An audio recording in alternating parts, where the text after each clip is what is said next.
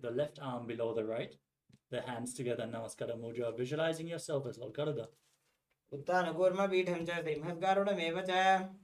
Now bring the left foot on the right thigh and keep your hands relaxed by the side in Ekapadasana as you visualize Swamiji in your inner space. Dakshang hrimvamapadasya janghopari nidhaya cha. We move on to Dhruvasana. Now stand on the right leg, hold the left big toe and straighten out to the side as you rotate your body quickly on the standing leg, visualizing yourself as a North Pole star. Ekena hastena dandarupasya kasya padasyagram dhrutva. Next up is Trivikramasana. Now pull the left foot behind your neck and stand straight on the mat as you get ready to perform the 3 steps of Lord Vishnu. You can pull the leg towards your chest. If you can, bring it behind your neck and hold on to a solid object for stability as you then sit down and stand back up. Grivayam padam samstapya sthatavyam uttatavyam trivikramasanam bhavati. Now repeat Parshvadranu Karana on the other side. Put the other knee towards your chest with the other leg slightly bent, toes pointing outwards.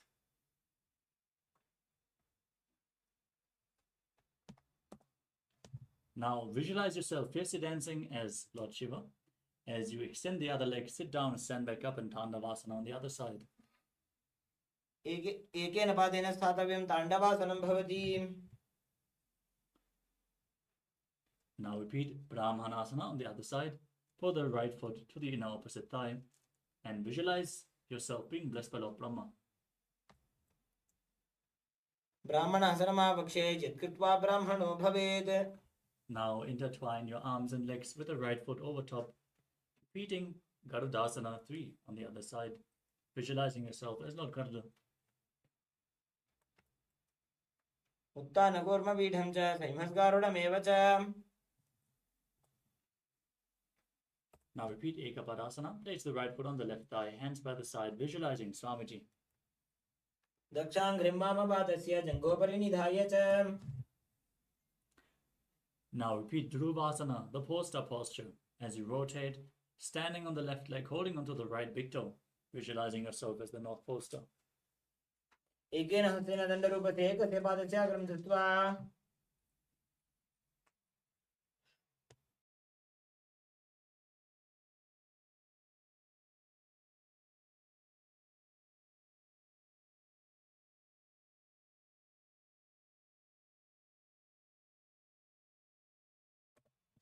Now repeat Trivikramasana on the other side. Pull the leg behind your neck if you can.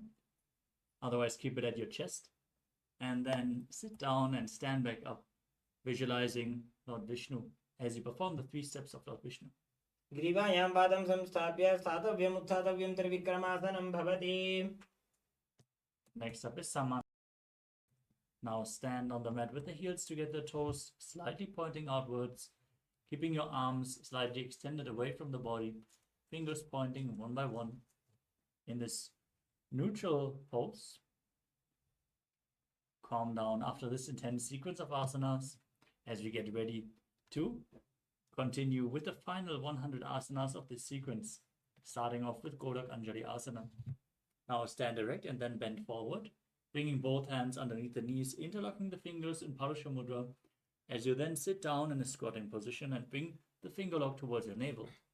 Visualize the great sage Godagna, founder of the Natha Yoga Hindu Sampradaya, and breathe in Jiva Chala Kumbhaka, inhaling all the way, holding your breath, and by the force of your will, moving the prana up and down and through the limbs of your body.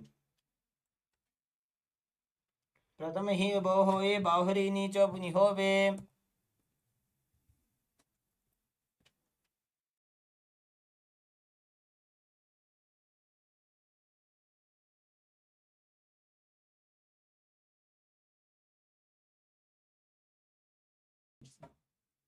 The next asana is Kanchi Asana.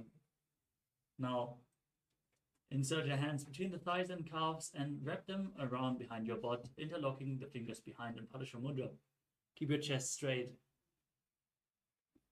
as you visualize Swamiji here in a space. ऊरुमध्यात् हस्तो निवेशयामि तं धृत्वा. Next up is Bhairuvasana.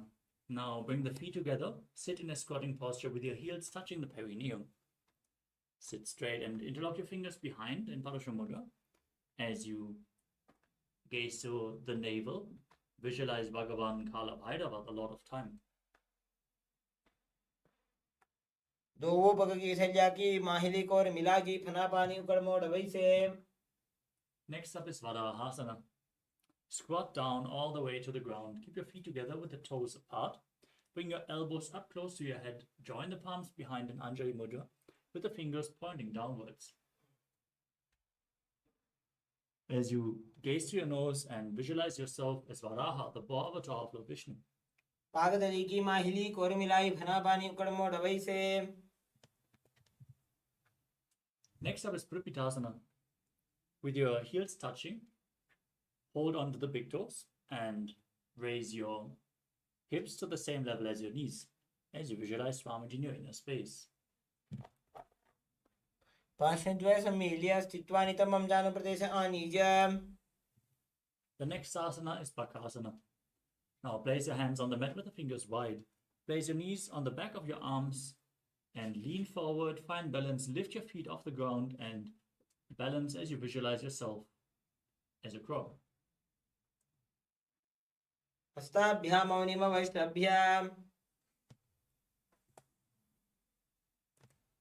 Next up is Sushtanga Kapalyasana. Kneel down and keep your hands flat on the mat, placing your head on the ground and then raising your legs up, crossing them into Padmasana. Gaze to your nose as you visualize Swamiji in your inner space. आसन को गुण कपाल आछो होई. Next up is Guptasana. Sit in a kneeling posture, heels outside the hips, sit on the ground and touch your toes behind your butt. As you place your hands on your thighs, sit with your head, neck and spine in a straight line. Gaze to your nose and visualize you are sitting in the secret seat with Paramashiva and Guru in Upanishad. As you internally chant Om Nityananda Paramashivoham. Janor बोरंतरे पादो कृत्वा पादो च गोपयेत. Next up is Vrikshasana 2. Now keep your hands on the ground, shoulder width apart, and raise your legs up into a handstand. You can lean against a wall or ask a partner to assist you in performing this asana to purify all the 7 chakras. As you visualize yourself as a tree with deep roots growing into the ground, breathe deeply through your nose and lead the prana along your spine. सप्तचक्रक्षालनाय vrikshasana विशेषकान्. Engage the Mula Bandha, maintain the handstand, gaze to your third eye and push the Tejas energy towards your third eye in Shiva Asana. दो पग जोड़ी माही Gulf मिलाए. Next up is Matsyasana 2.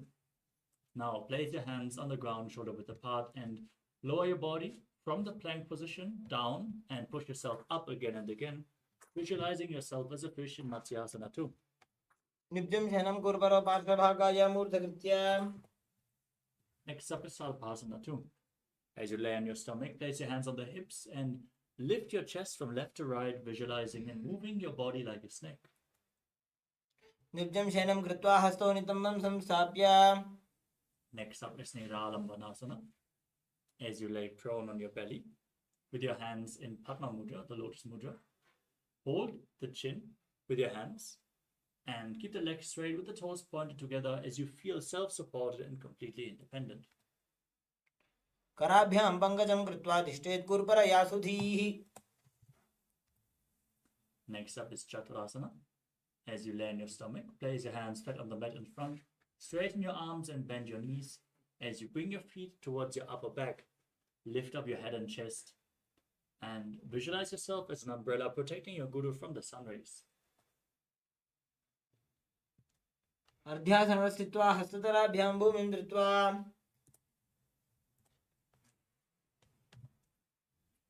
Next up is Vajrasana.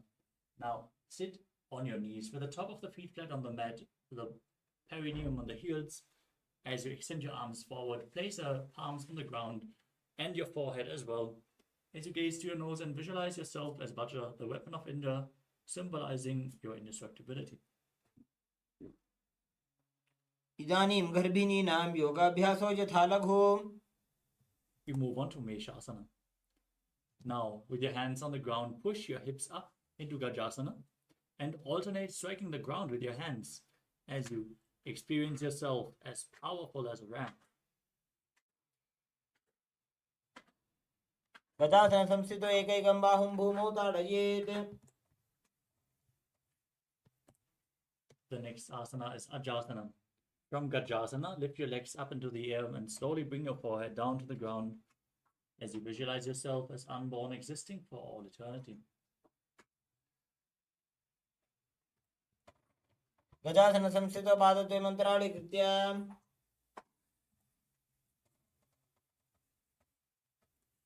Now sit in Dhanantarasana. As you sit in a kneeling posture, hold on to the big toes and pull them towards your perineum. Then place your hands on the thighs, gaze to your nose, and visualize Swamiji in your inner space as you again breathe in Ujjayi Pranayama, making an ocean-like sound with your mouth.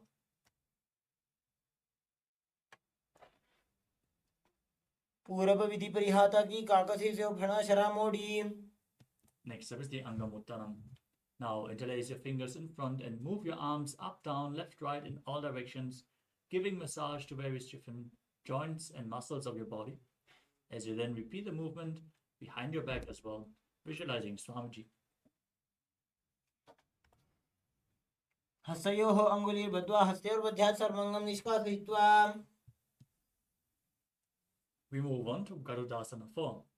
Sit in Vajrasana with your heels under the perineum and then turn your feet sideways, toes pointing outwards, hands on the knees, visualizing yourself as Lord Garuda and Lakshmi. जङ्घोरुभ्यां धरां पीड्य स्थिरकायो द्विजानुना. Next up is Ananda Mandirasana. Now sit with your legs folded back, the toes pointing backwards, the knees wide, hold onto your ankles and push the front of your buttocks on the ground. As you gaze to your third eye, visualize yourself residing in the blissful space of a temple. अथ वक्षे वीरनाथ आनन्दमन्दिरासनम्. Next up is Mandukasana 2. Sit with your knees wide, the feet overlapping on top of your ankles.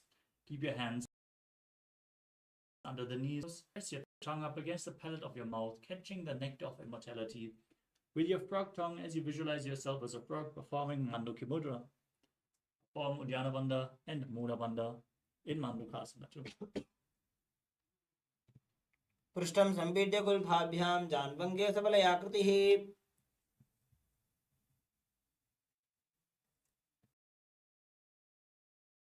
Next up is Narasimhasana. Now keep your toes on the mat, the heels up and together. Place your perineum on the heels, your palms on the ground with the fingers spread, thumbs together as you gaze to the tip of the nose, stick out your tongue and exhale forcefully. Gaze through your nose and visualize Narasimha, the lion man avatar of Lord Vishnu in Narasimhasana.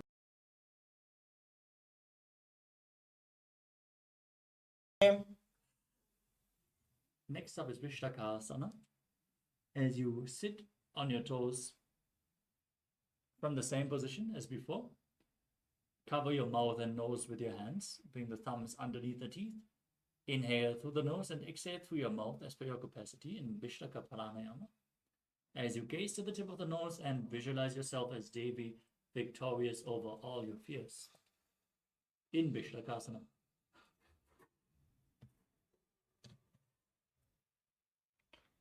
दो ऊपक की थलिया की माहिली को मिलाजी. Next up is Makarasana. Now keep the soles of the feet together, the top of the feet on the ground. Sitting on your heels, bend your elbows, bring your fingers to your armpits and imitate as if you are a monkey scratching itself, visualizing yourself as a playful monkey as you gaze to your third eye. दो ऊपक तली संपुट आने जिनके विष्टि भूमि पर इटाने. Next up is Vajrasangarasana. Now stand on your toes with the soles of the feet together, the knees spread wide apart, lifted off the ground, and hold on to opposite elbows behind your back. Gaze towards your nose and embody diamond-like strength for you and your Sangha, your spiritual community, in Vajrasangarasana.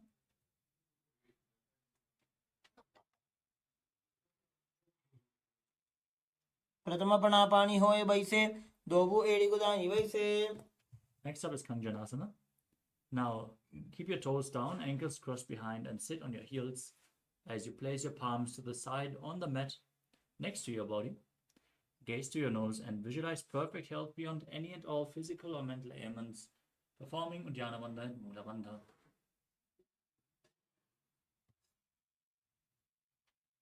खञ्जनासनमावक्ष्य यत्कृत्वा सुस्थिरो भवेत्. Next up is Kurmasana. With your toes flat, cross your feet and place your perineum onto the back of the heels. Keep your knees wide on the floor, rest your hands on the knees and make your upper body and neck stiff like the shell of a turtle, gazing through the nose and visualizing a turtle in your inner space with a stable body and mind to live for centuries. In Kurmasana. गुल्फौ चक्रशणस्याधो व्युत्क्रमेण समाहितौ. Next up is Yogasana. Now, from the same position, relax your upper back and neck, gaze to your nose and visualize Swamiji in your inner space. गुदं नियम्य गुल्फाभ्यां व्युत्क्रमेण समाहितः. Next up is Vijyogasana. Now stand on your knees, cross your ankles behind with the feet near opposite knees. Hold your calves with your fingers inside and the thumbs outside. Gaze to your third eye and visualize a space of eternal oneness, Advaita, with your Guru. घोड़ा वामो बहु होई घोड़ा आड़ा राखे दोई. Next up is Ushtrasana 2. Now keep your feet flat and hold on to the heels as you push your hips forward and lean backwards, visualizing yourself as a camel in Ushtrasana 2.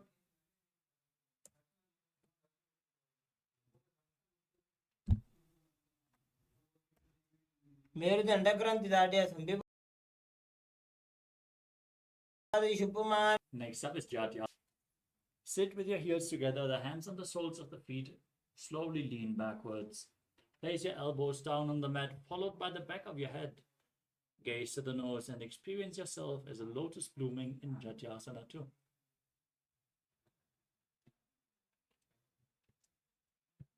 दोबू एड़ी संपुट करे सोरे मूलद्वारिते इधरे. Next up is Viratasana. As you sit on your knees with the thighs and calves together, lean back and touch your back to the ground, then rise back up again and again. Use the support of your hands if needed as you gaze to your nose and visualize the healing and liberation of all causal, subtle forms of your body in Viratasana. जङ्घापृष्ठे भूमौ निधाय जङ्घोत्तरयोः ऊरुणि संस्थाप्य. Next up is Kapotasana. From Viratasana, raise your hips higher, bring your forearms on the mat behind and hold the back of your heels. As you bring your head in between the feet if you can, lean backwards as far as you can as you visualize yourself as a beautiful dove. मेरुदण्डग्रन्थिदाढ्य संविभागि शुपुमान्.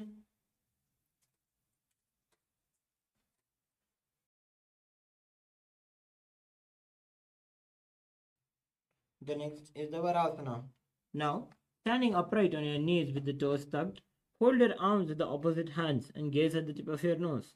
Visualize Paramashiva fulfilling all your boons.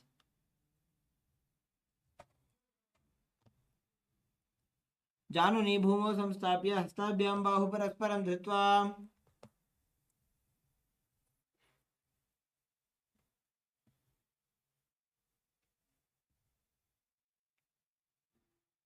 The next is the Varahasana 2. Now, keeping your knees together and toes tucked, lean forward and bring the elbows to the mat and hands holding the head. Lift the head and thumbs.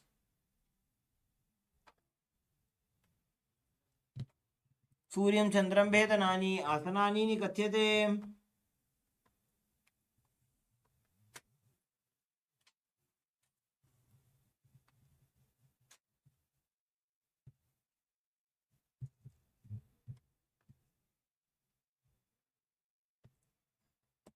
The next asana is Mundasana. Now kneel down and place your forearms on the ground, holding on to opposite elbows.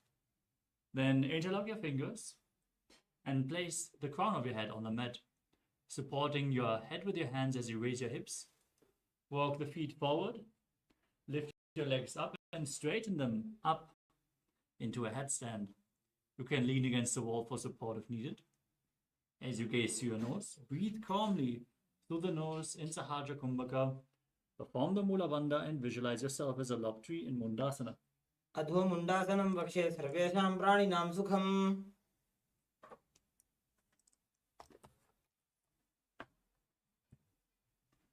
Next up is Andhasana. Now lower your legs down, come to a kneeling posture, and bring your head in between the knees as you bring the elbows outside the knees, holding onto your head. Gaze through your nose and visualize Swamiji in your inner space as you inhale through the nostrils and exhale through your mouth in this asana. Perform the Mula Bandha, contract the perineal floor, and internally chant the Mahavakya, Om Nityananda Paramashivoham.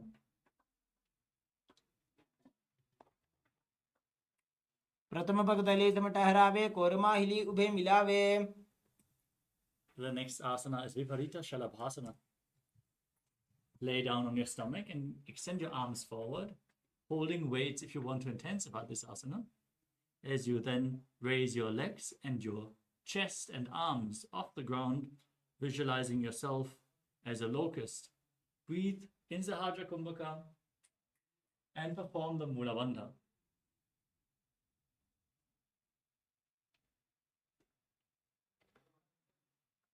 शरभासन भेदाश्च नटभेरुण्ड नामके गण्डभेरुण्ड सहिते शीर्षदण्डासनं तथा. Next up is Kapalasana. As you lay on your belly with your arms at the side, palms facing down, keep your forehead on the ground, your chest on the mat, and lift your legs up together. As you visualize yourself as a skull representing the mind with purified thoughts and the strong will to attain enlightenment in Kapalasana.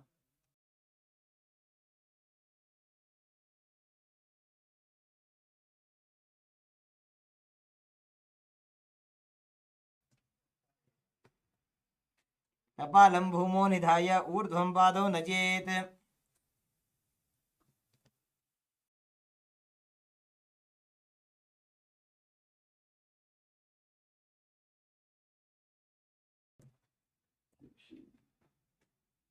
Next up is Akasha Kapotasana. As you lay on your stomach, keep your hands by the sides, lift your legs up over your head and slowly place your feet on the mat in front of your head. Keep your palms flat on the mat. As you place the toes down, visualize yourself as a free and open dove. उष्ट्रासने स्थित्वा चरणौ भूमेरुत्थाप्य मस्तकोपरि नीत्वा. Next up is Chatakasana. As you sit in a kneeling posture, lean forward, place your navel on the knees and your forearms flat on the ground in front of you. Visualize yourself as a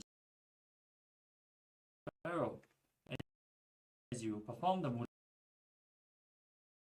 Bandha.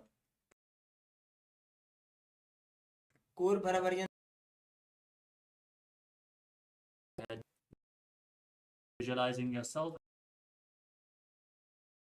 as a scorpion. विच्छेव पुच्छ प्रतिमां गिरिपार्श्वे नेतृत्वा स्वशीर्षे चिबुकं विधार्य.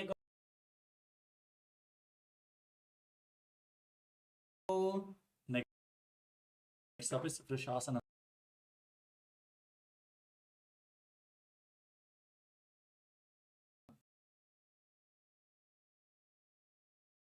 Inhale through your nose in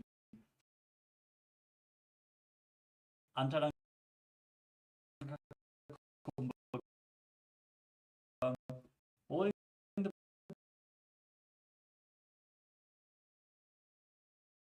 breath for a short while, then exhaling slowly again through the nose. As you visualize Swamiji in your inner space.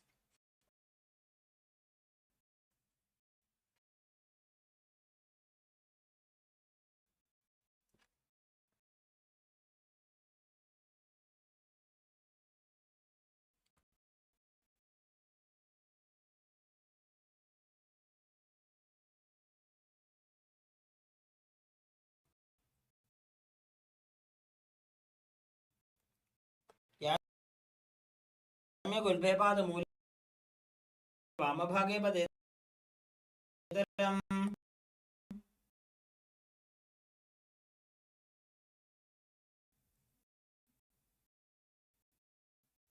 Next up, knee ankles from the outside.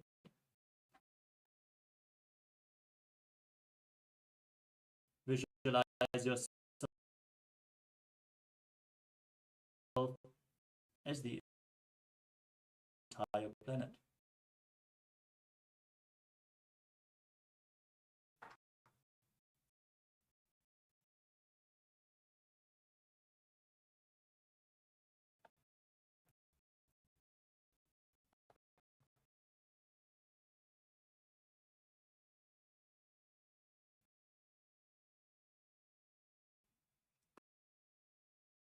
Asana. Visual space.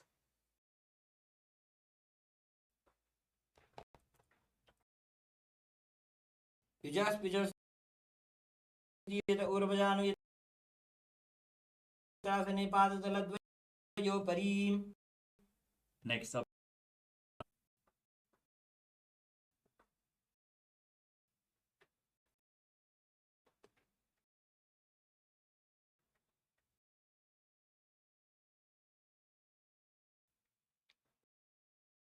प्रथम बना पानी हो जैसे धोबो एड़ी कुदा निवैसे. the next asana is Anilasana. From a squatting position, place your दो हाथ भूमि पर टाने कहनी जड़ी ना भी लगा. The next asana is Parukasana. Place the back of your hands on the mat with your fingers facing towards your body. Step your feet on top of your hands with your hands wrapped around the feet like a shoe. Walk around on the mat, visualizing you're wearing Parukas and walking across India.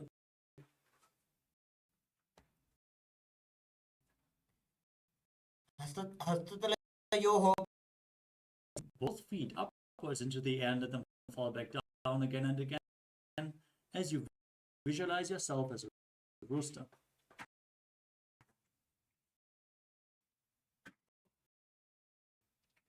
हस्ततले भूमौ कृत्वा पादतले च उड्डानं कृत्वा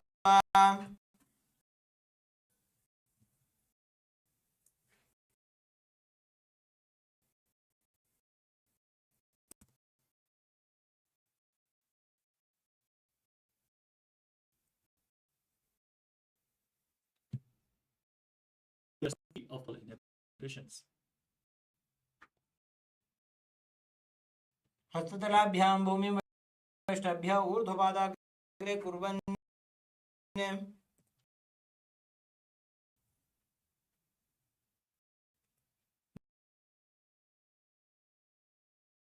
Kunjarasana.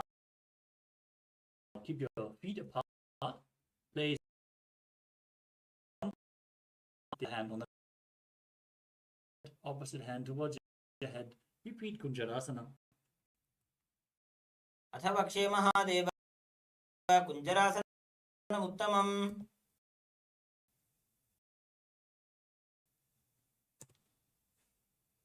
The next asana is Kadambasana.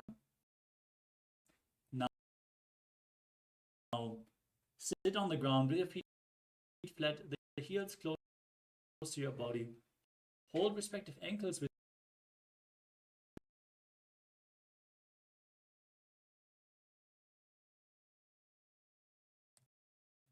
पाशेभ्यां भूमिं वष्टाभ्यां हस्तद्वयेन धृत्वा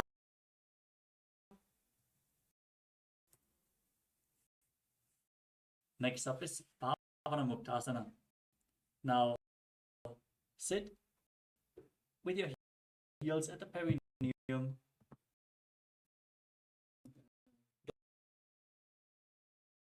योस्तु पादयोः पाणिं लात्वा स्वनितम्बके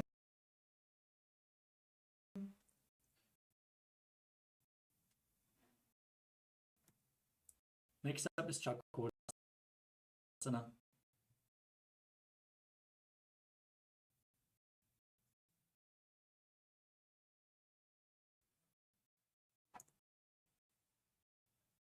Sit and lift one leg behind your head and place both hands flat on the mat. Extend the opposite leg up and lift your entire body.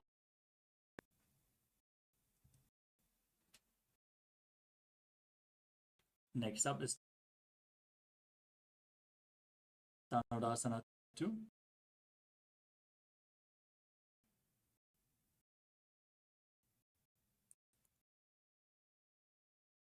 Now keep one leg extended and hold on to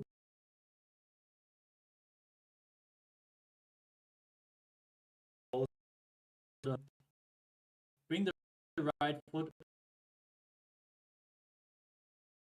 across and hook it on top of the left foot. Lean forward and down, extend both legs to the side.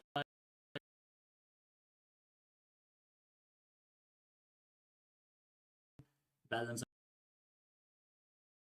arms as you visualize yourself as a flying mortal, able to exist solely from prana.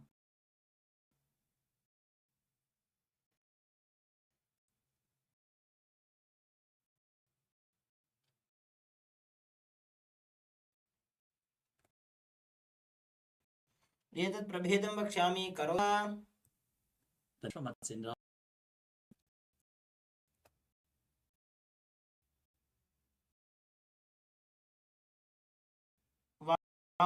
वामोर्मूलार्पितदक्षपादो जान्वो बहिर्वेष्टितदक्षदोष्णा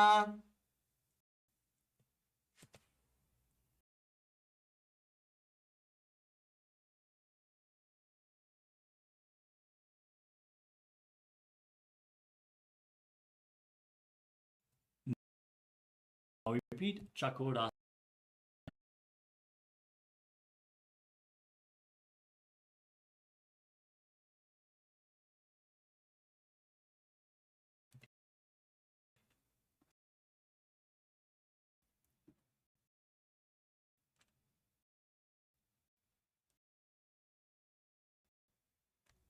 The next asana is Dhanurasana 2.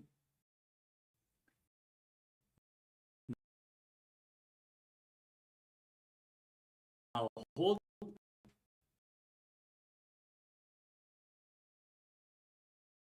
both big toes in Prana Mudra and pull the other foot on your and yourself as a flying Krishnavakrasana.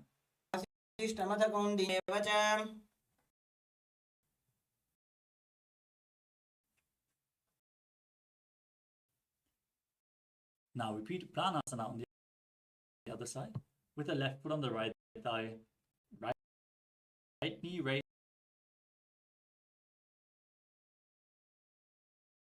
right shoulder beneath.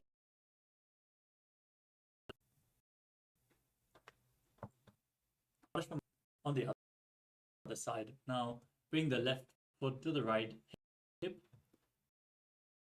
right foot over top of the left knee. Twist your elbow around the knee. Interlock, hold your fingers behind your back as you visualize in the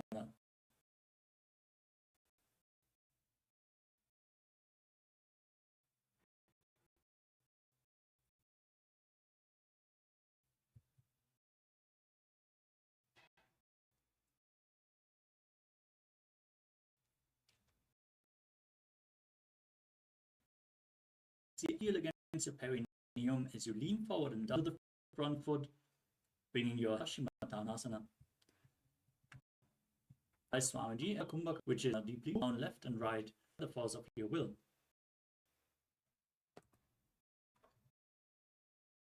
एकं पादं प्रसार्य एकं पादस्य पार्श्वनासीवनी सम्पीड्य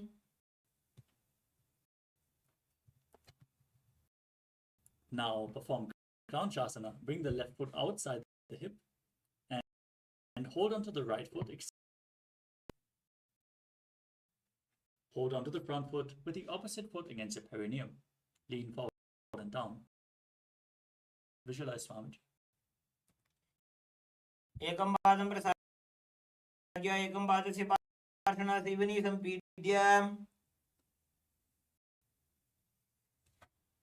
Now repeat Kranchasana.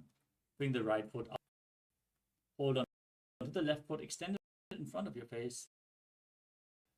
Visualize yourself as a crane, Krancha.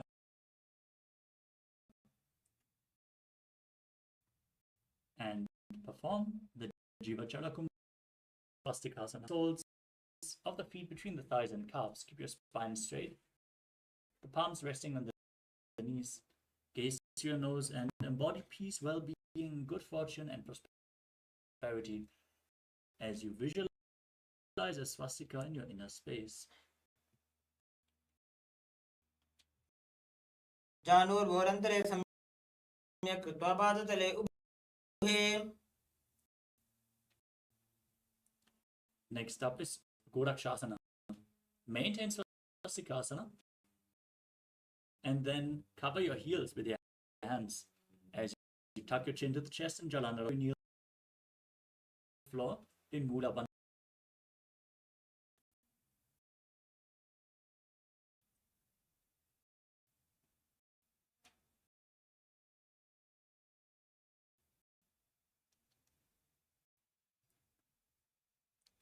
Next up is Bhagasana 2. Now bring the left heel against the perineum, the right foot on the left thigh, and then gaze to your third eye. Visualize Swamiji.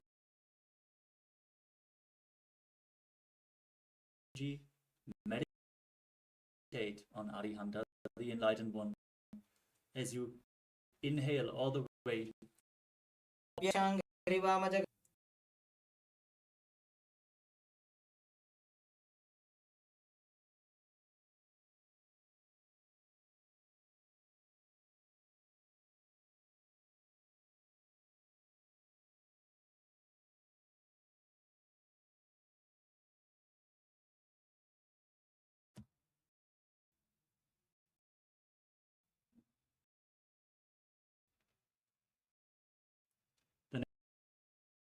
Asana is Yogasana.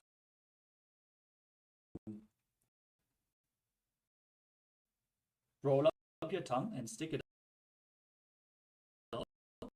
Inhaling through the rolled up tongue. In Kumbhaka.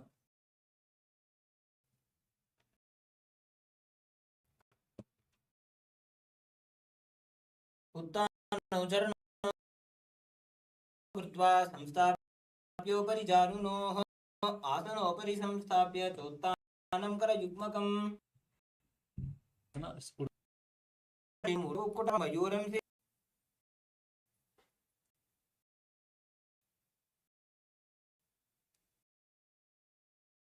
The next asana is Siddha Haratali Asana. Now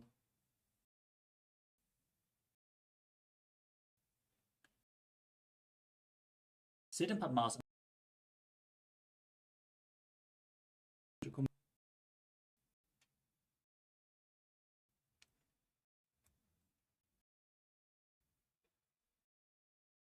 प्रथम पद्मासन को करें, घोड़ासन दिमाही कर इधर.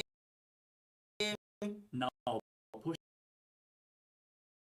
your hands in the ground, gaze to the nose, and visualize yourself as a in Padmasana.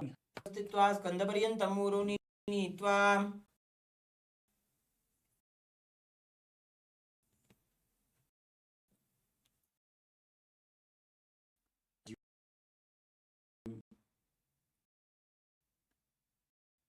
Visualize yourself as Pinaka, Lord Shiva.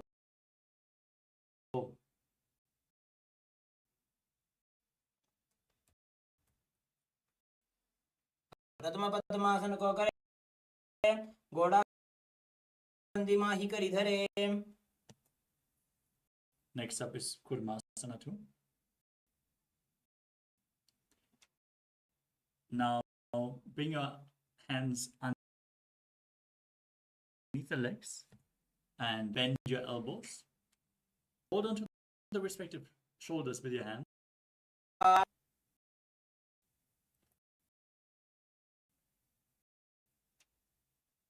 Now tuck your chin to the chest from the same position. Lock your throat in Jalandhara Bandha, gaze to the nose and rejoice, knowing your secret, not posture, Kranti Vedasana. अथ पक्षे नीलकण्ठ ग्रन्थिभेदासनं शुभम्.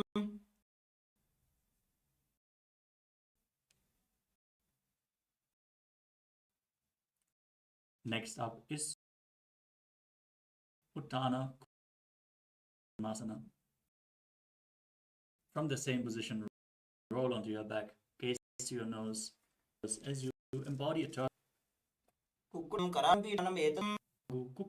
Hands between the legs. Place one palm flat on the mat, hold its wrist, and lift your body off the ground, visualizing yourself as a rooster.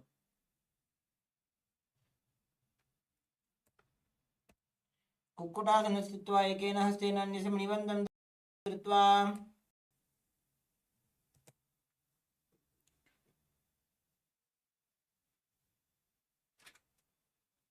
Now place the other hand on the mat, hold its wrist, and lift your body off the ground as you visualize yourself as a rooster in Pangu Kukkutasana on the other side. कुक्कुटासने अन्यस्य धृत्वा.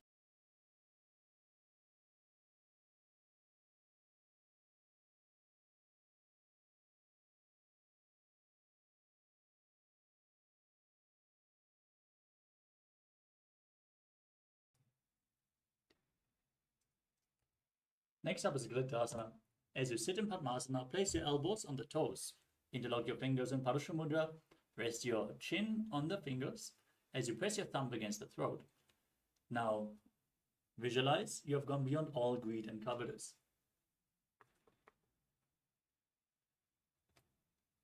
जानोर्भोरन्त्रे पादौ उत्तानो व्यक्तसंस्थितौ.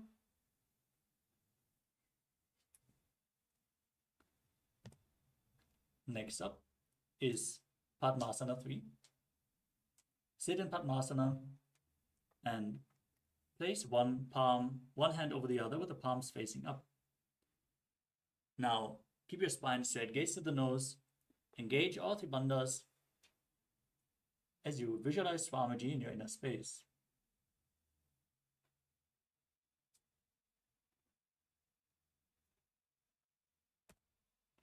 उत्तानो चरणो विधाय विधिवत् शक्ति स्थितो योगिरात्.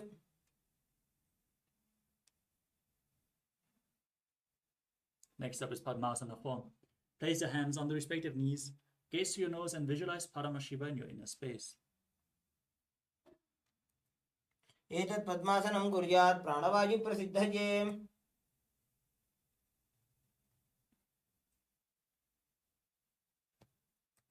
Next up is Karmakasana. From Padmasana, keep one hand on the respective knee, hook the other finger around the big toe in Prana Mudra. As you rotate the big toe in a circular motion, visualize yourself as Paramashiva's bow and then repeat the movement on the other side.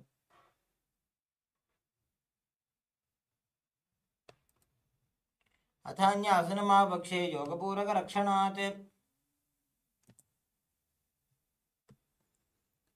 Now cross your arms behind your back and hold on to the big toes. As you sit in Padmasana, gaze to your nose and visualize yourself as Paramashiva's bow, engaging all three bandhas.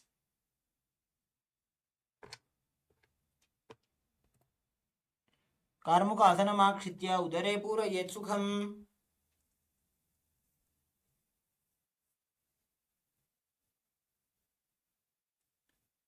The next asana is Tridhasana.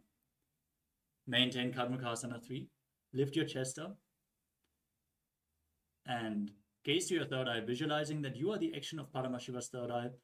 Anything which you come across, you destroy. ऊरुभ्यामुपरि स्थाप्य पादयुग्मं प्रयत्नतः.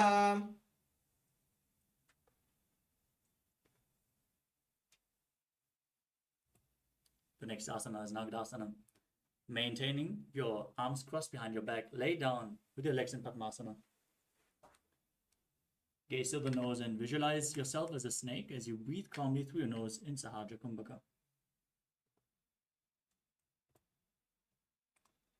प्रथम पद्मासन को उठाने, दो हाथ पाछाने आने. Next up is Kandukasana. Lay on your back and pull your knees towards your chest as you squeeze your body into a ball.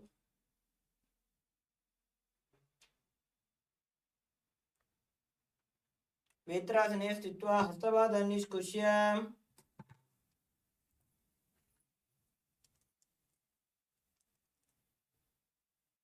Next up is Urdhva Pavanasana. Lay on your back with your knees raised together and your feet flat on the ground. Interlock your hands behind your back and behind your neck and gaze to the nose as you visualize Swamiji in your inner space. प्रथमे सूध San करावे, घोड़ा उभा राशि मिलावे. Now place your upturned palms underneath the heels and push your hips up as you lock your throat in Jalandhara Bandha, breathing in Mudra Kumbhaka, visualizing yourself as a powerful alpha ape in Manakata Pitasana. उत्तान शयन पादतले उत्तान हस्तयोः स्थापयेत्.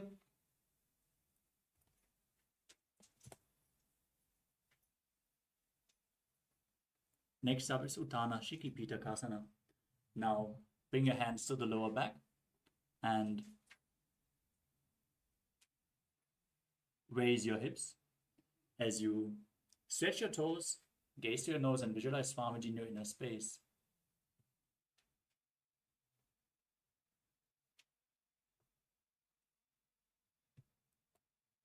जङ्घोरुबलहीनश्चेत् उत्तानशिखिपीठकम्.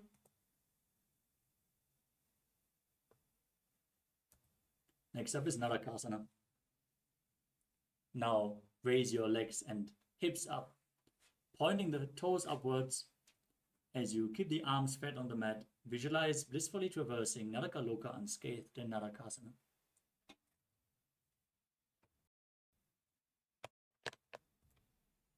ग्रीवाकण्ठेन भूमिं विष्टम्भ पादाग्रद्वयमूर्ध्वं नजेत्.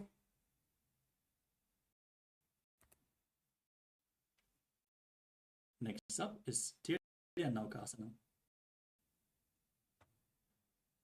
Arms to the lower back and keep your legs straight, then slowly lower and anchor them, engaging your core as you visualize yourself as a boat crossing the ocean of samsara. नौकावत् स्थित्वात् ऊर्ध्वं पादाग्रद्वयं नजेत्. Next up is Dvajasana. Now bring your hands back down on the mat. Keep your legs straight like a flagpole as you visualize yourself as the Kailasa flag respected across all nations.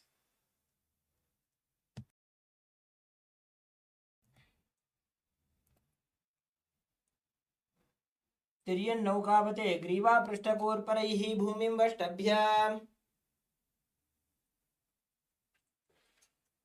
Now lay down flat on your back in Mritasana, the final asana of this sequence, as you perform the Shakti Chalan Mudra, forcefully pulling the Kundalini Shakti up along your spine. Visualize that your body is dead and the Supreme Pontiff of Hinduism, Swamiji. In turn, Om Nityananda Paramashivoham.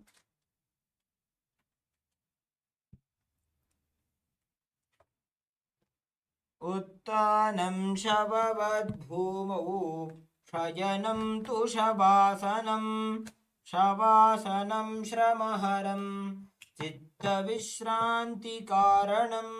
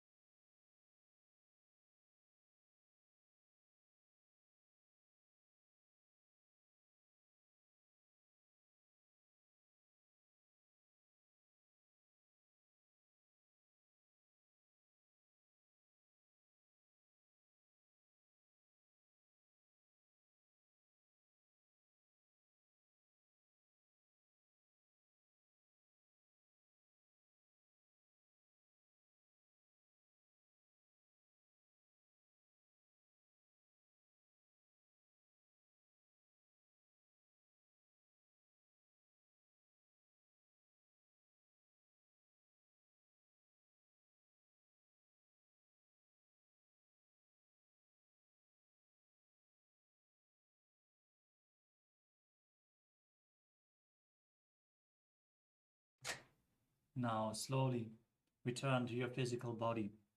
Start to wiggle your fingers and toes, your wrists and your ankles, your elbows and your knees. Pull your knees up towards your chest and circle your legs with your arms. Rock your body from side to side and return to a comfortable seated position. Congratulations, you completed the Dvitiya Vinyasa Krama, all 308 asanas of the sequence. Now we are going to move on to the power manifestation session. So stay tuned, manifest the Shaktis of Paramashiva as we close the session with the Purna Mantra. Sit straight with your head, neck and spine in a straight line, hands in Namaskara Mudra. Visualize Swamiji as we chant the Purna Mantra. Om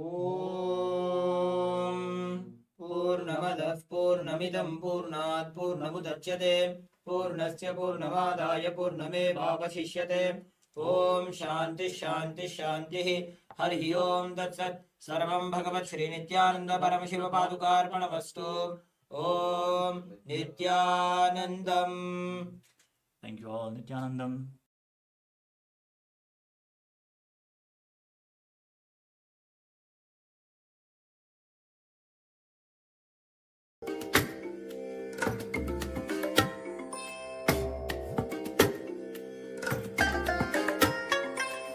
bless you all. Let you all open all your three eyes and manifest the powers of Mahasudashiva. Om Nityananda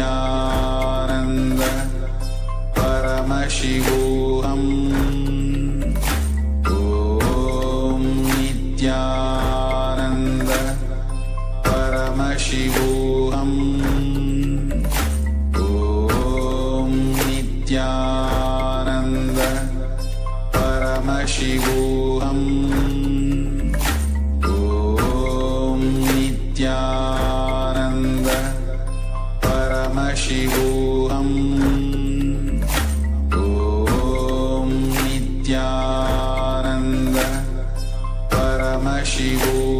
Paramashivoham. Om Nityananda Paramashivoham. Om Nityananda Paramashivoham. Om Nityananda Paramashivoham.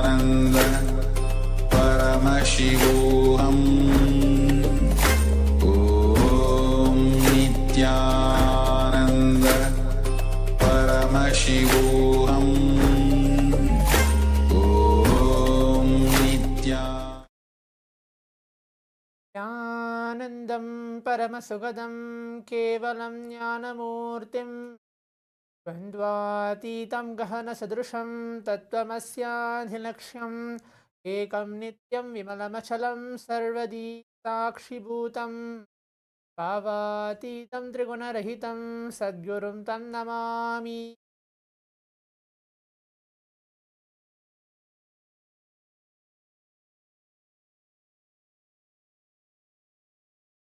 Random.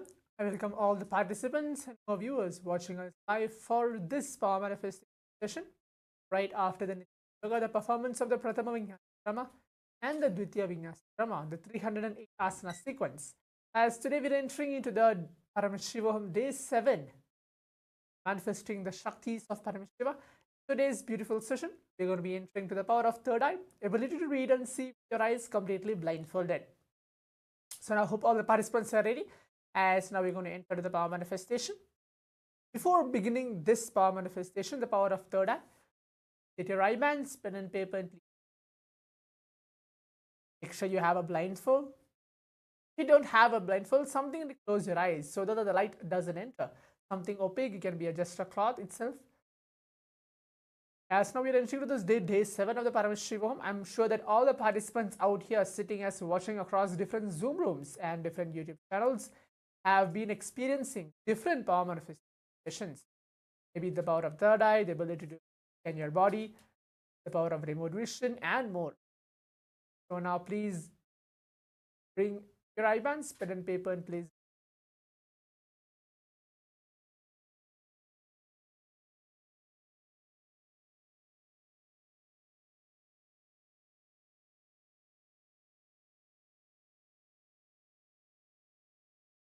As Swamiji very beautifully said, that every single power manifestation which is designed in this Paramashivoham session throughout the day can be made powerful conversations throughout the day, manifesting powers to receive energy, life in our present. If including this power manifestation, the power of third eye awakening itself has a reference from the Vedas and Agamas, where Bhagavan Paramashivam himself beautifully tells that this power manifestation is not a myth, but it is actually a science that can be initiated, blessed, and actually manifested. The energy transmission, which is called as entanglement, happens between the master and all of us. And that is what happens during the darshan itself. So when Swamiji looks or sees or blesses or calls out your name, the initiation happens of us. In this today's power manifestation, the power of third eye, which is ability to read and see your eyes completely, Bhagavan Paramashiva in the Vijnana Bhairava Tantra beautifully reveals that this power manifestation is a science and can be expressed and manifested in our day-to-day life. Now, I'll be reciting that verse and giving the translation to all of you, and then we'll enter to the power manifestation. Kapalantarmano nyasya tishthanmilitalochanaha kramena manaso dhadya lakshayed lakshamuttamam.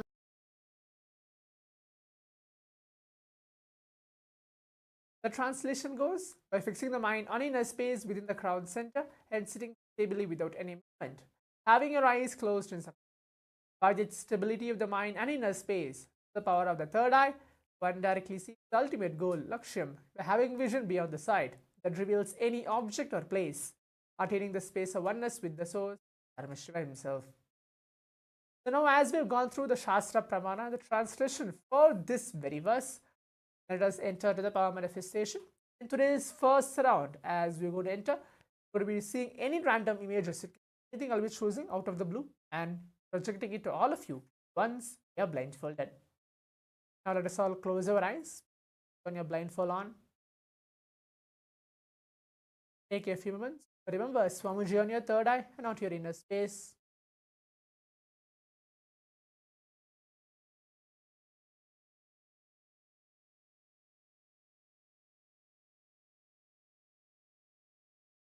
Now start chanting the Mahavakya. Om Nityananda Paramashivoham. Om Nityananda Paramashivoham. Om Nityananda Paramashivoham.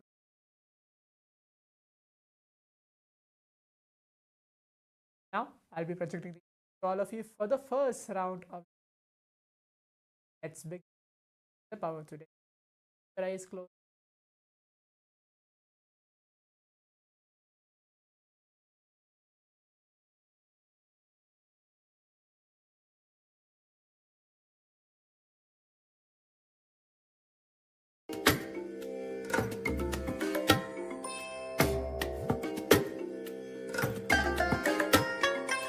I bless you all. Let you all open all your three eyes and manifest the powers of Mahasudashiva. Om Nityananda Paramashivoham. Om Nityananda Paramashivoham.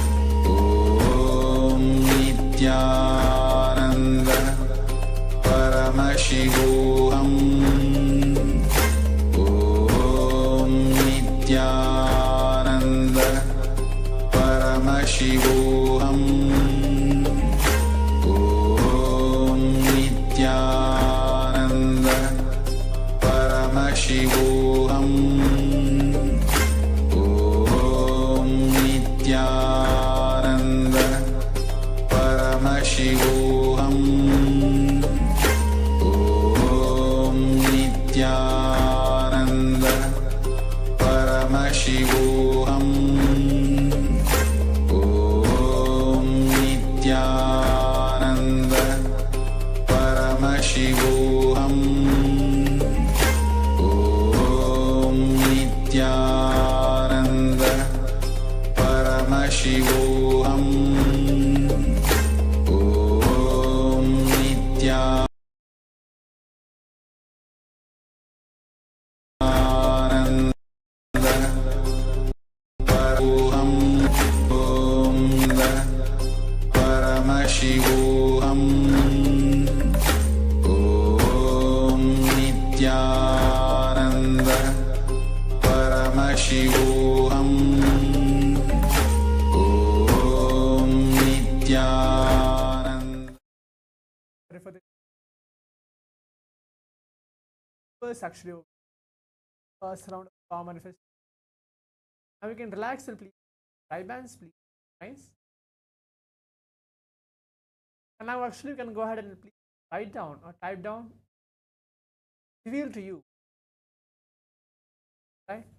As in a few, you're going to go ahead and verify to see what is actually was chosen and projected to all of us. First round of the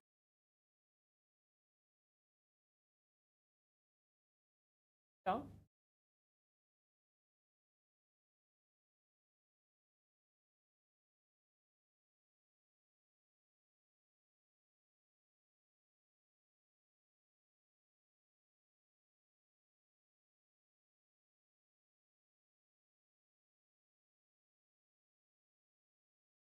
Yes. Now I'll be projecting the all of you. So what is the image? Actually go ahead and verify to see what was actually revealed to you and what is actually.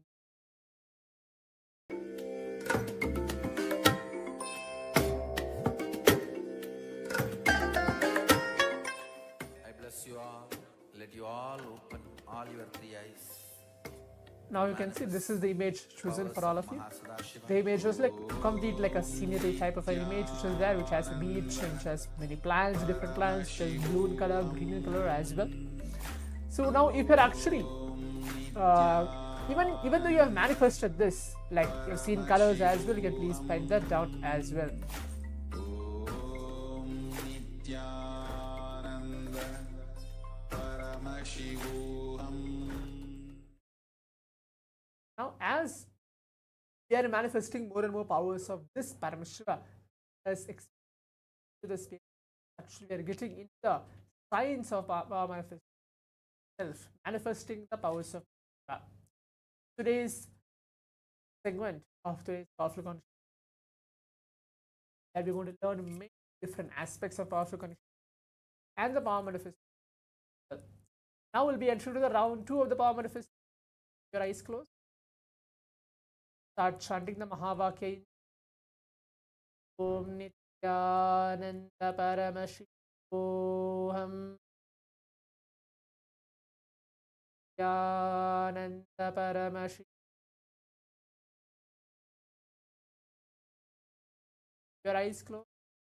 Remember Swamiji is as now project the image all of you for round 2 of the power manifestation, and we'll begin.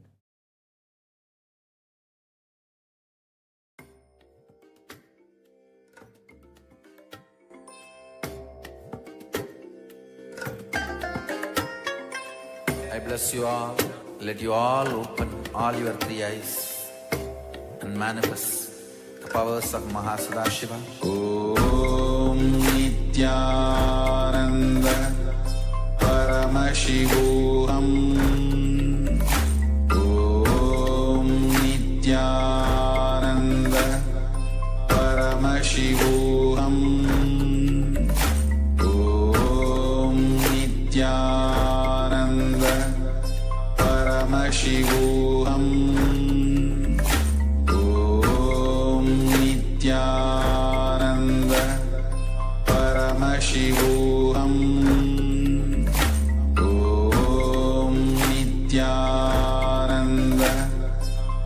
Paramashivoham. Om Nityananda Paramashivoham. Om Nityananda Paramashivoham. Om Nityananda Paramashivoham. Om Nityananda Paramashivoham. Om Nityananda Paramashivoham. Om Nityananda. Yes. Now let us all relax, rise, and the participants actually part for this farm.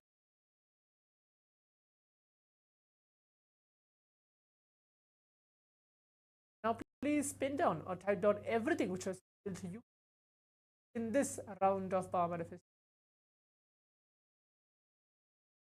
Everything, type it out. What was revealed to you this round of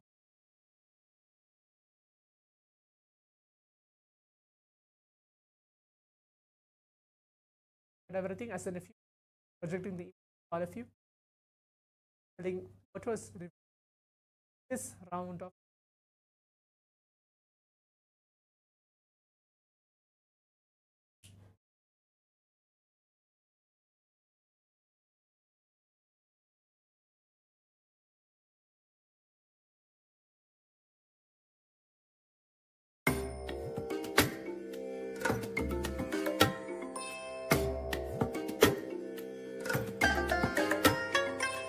I bless you all. So now, Let as you all of you open can see, all this your is the three image eyes chosen for all of you for this and round of manifest power the manifestation powers session. of The Mahasada image Shiva.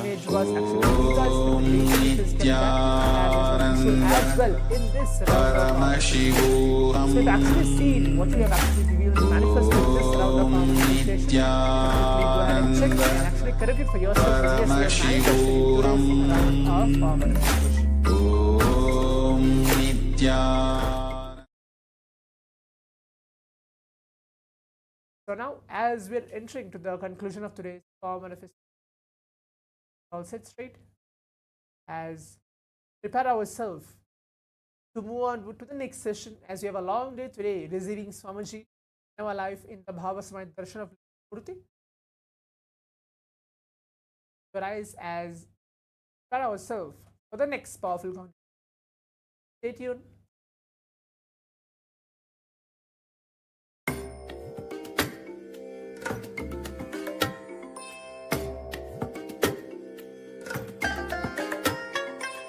I bless you all. Let you all open all your three eyes and manifest the powers of Mahasada Shiva. Om Nityananda Paramashivoham. Om Nityananda Paramashivoham. Om Nityananda.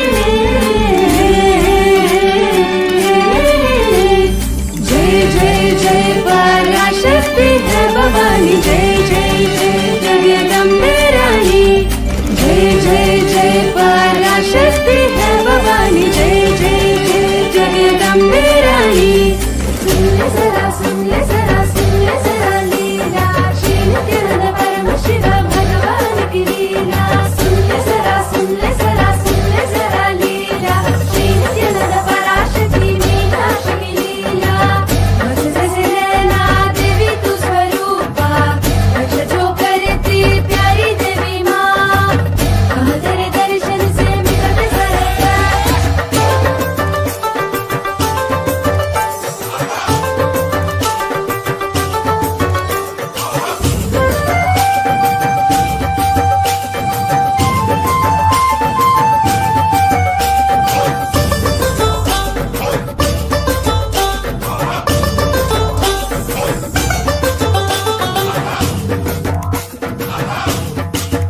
Devi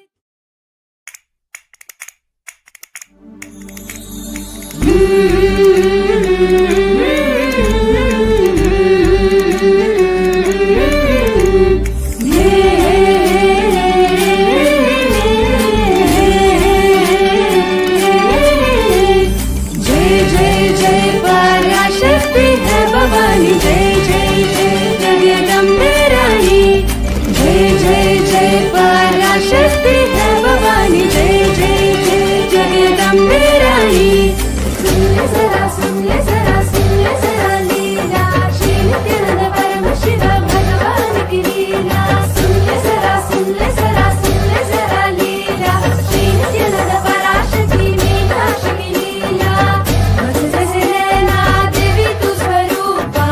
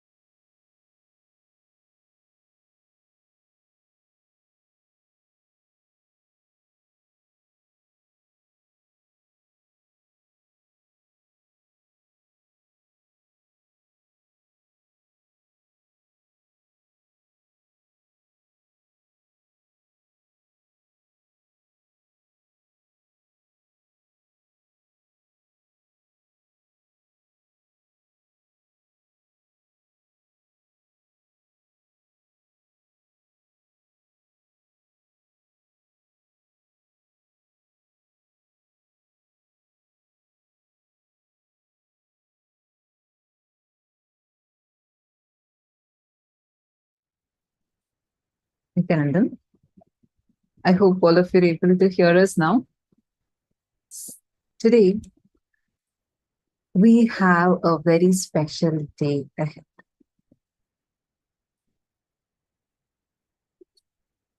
There are people who have achieved literally living, I should say, the dream of millions as their life. Yet, there is something that they are unable to still come out of. The clutch of their pasts. All of us struggle every single day where the load of the past, the guilt, the incompletions, the sufferings we have endured in the past, still sitting in our present and affecting our life, creating a hangover in our life. And we get affected. We feel like we are somehow incapable of getting rid of that. Even though you achieve, how many of you have seen in your own lives, even though you would have achieved something great, there's still an inner voice in you that says, that reminds you of your failures, that reminds you of the past pains, that reminds you of something that you didn't do right in the past, which is sitting now and affecting you. The load of past seems to be something that's very, very ingrained in us. Am I right? How many of you are able to see this? And we go on feeling, oh, why is my future like this? Someday something would happen and everything would become all right. But that someday something would happen is not really going to happen. We need to wake up to understand that the power is in our hands. The power is there in your hands. If you decide, you have the ability, capability to rewrite your future. Right now, it's defaulting. It's just going back to a default future. But what Swamiji is going to teach us is how you can break free from the clutches of the past and how you can transform, literally rewrite your future. And today we are also going to be understanding about not just rewriting your future, in addition to that, rewriting your past as well. Because all the future, every moment of our future is a cumulative result of our past. Every moment of our future is a reflection, result, and essence of the past. In your past, if you have had incompletions, hope that in the future. In your past, if you have worked hard, hope that results in the future. In your past, if you worked very rarely and if you have lazed around, then you have to expect that in the future. All the present moment and the future is a result of the cumulative past. Now, how do you go back and change your past? Is it possible? Can you factually change it? Can people remember you as per the upgraded past that you want them to remember by? How do you do that? You are going to be learning answers to all these questions in today's day. Today, we have a very, very unique and a powerful process called the past life regression process. So do not miss. Please be there and stay tuned through the day. You will have powerful exercises, processes through which you will be learning, understanding, and experiencing some of the most important and unique aspects today. So without further delay, let's all get started with the day. I request every one of you, all the participants, to please post your understandings, questions, doubts, whatever you have, please post them all in the chat, and let us have discussions. Let's have Vakyartha Satas. Let's all experience the powerful cognitions. Let's all experience the completion based on what Swamiji has revealed. So now let us enter into the day.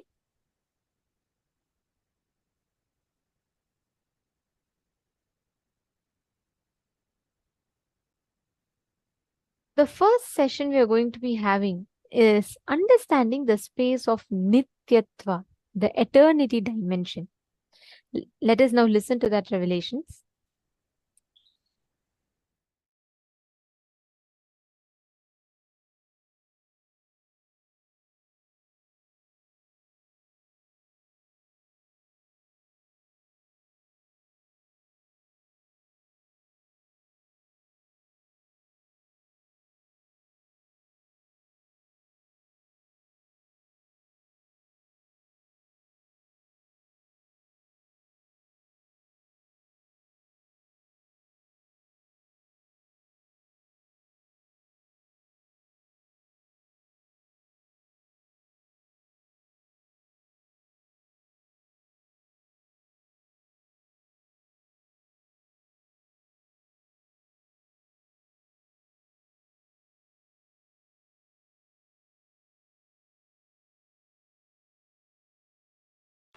What is incompletion? Past interfering into the present and try to manipulate the future. That is incompletion. Your memory, form you carried in the past, entering into the present and trying to destroy the future form is incompletion. You can always see whenever you have a pain, guilt, powerlessness, incompletion, you will be visualizing, imagining your own form in a deep suffering. You will be visualizing, imagining your own form in a disgusting way. Look inside. Please understand, I am giving you a very deep insight.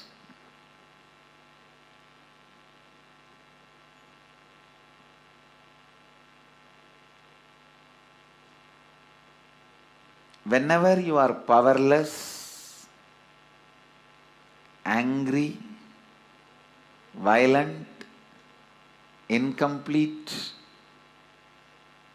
look in, you will be remembering your own form from the past, which is actually you will be flashing your own photograph in your screen. Let me talk in the language of computer, you will understand. You will be running your own photographs in your screen, inner space screen, which is taken during the very sad, depressed moments.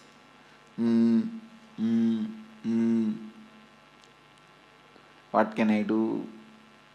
Lost, over. That kind of the photographs which you have taken at the wrong moment and preserved, stored in high resolution, in a stupid way, in your inner space, you will go on be replaying them. See, whenever you are powerless, you are not going to remember the full smile photograph of you or the ecstatic photograph of you. When you remember that, you are going to be in the space of completion.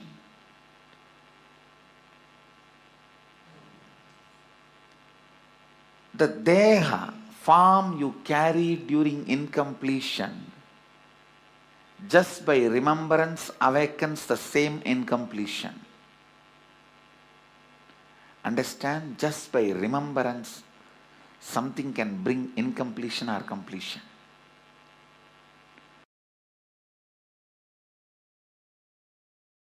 The moment one incompletion is triggered by somebody, then that's all. You don't see the world anymore. The world does not exist, only my world exists. That is what is meant by the great Mahavakya, Jagat Mithya. What you perceive as my world is Mithya. Because A small incompletion, the moment it got triggered, it gets triggered.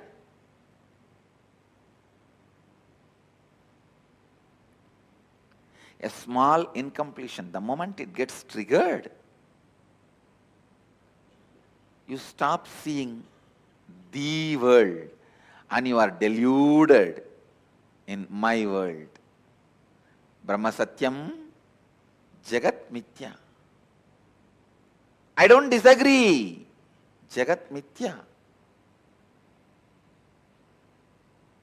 But that does not mean in your actions you will not radiate the truth Brahma Satyam.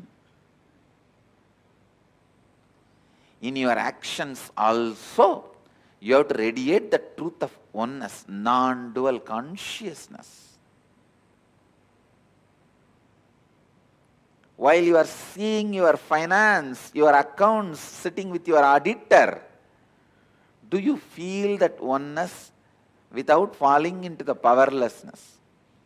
While you are sitting with a spouse and having a dinner or lunch, do you feel that oneness without falling into the powerlessness? When you are sitting with your team and discussing your corporate strategy, your office strategy, your consciousness, does your consciousness be established in that oneness and non-duality without falling into the powerlessness? Look in.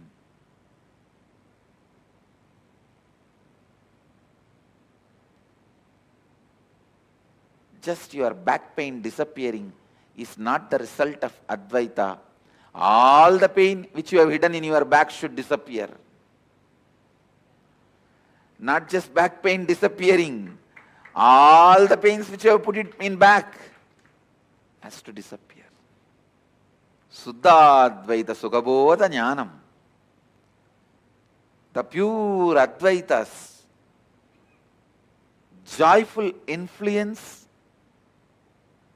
and the wisdom which comes out of joyful influence. Please understand, the joyful influence of Advaita is what I call completion.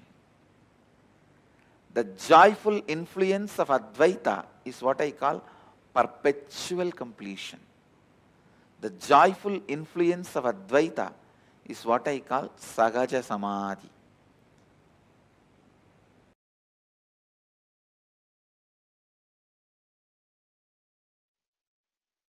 Paramashiva's own reflection, his own reflection in this universe is yourself.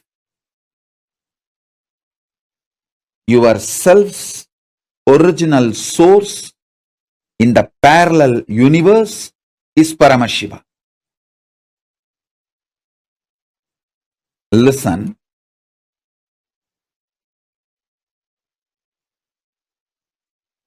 Understand this example. A swan, Paramahamsa, flying on the sky, is just floating in the sky. His reflection falling on a swimming pool. The reflection is you. The swan is Paramashiva. The swimming pool is your body.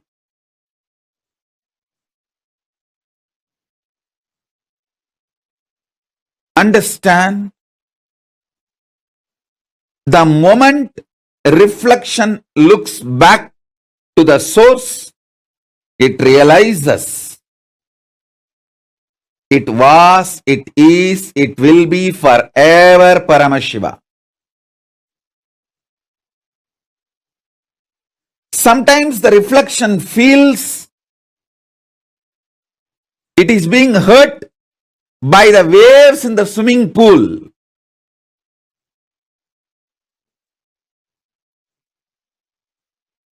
The reflection need to realize nothing in the swimming pool, even if the swimming pool is dried, it cannot hurt you.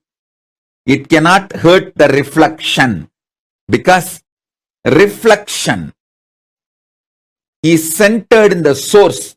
You only have two choices. Either you can enjoy you being a reflection, or you can go back to your source. Beautifully, Paramashiva explains to Devi, anything goes circular. Listen, anything goes circular, repetitive, is reflection of me. Even when it believes it is suffering, it cannot suffer. It can only forget its existence. In the delusion, it can force itself and imagine itself as if it is suffering.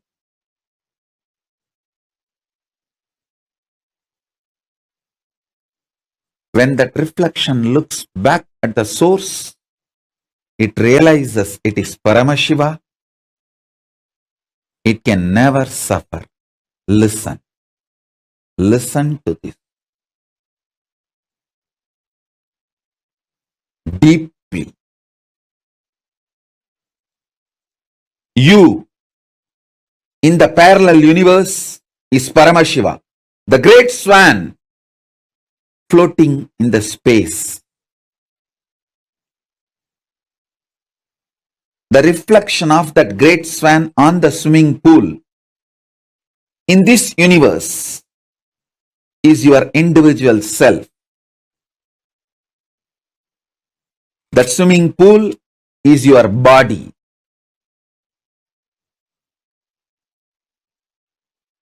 Anything which goes round, listen. Paramashiva explains so beautifully. I'll tell you in the modern language, whether it is an atom or known universes, everything goes round it is in circular motion in the space, in Chitagasha, conscious space. Anything, whether an atom or the known universe, everything is rotating in the circular motion.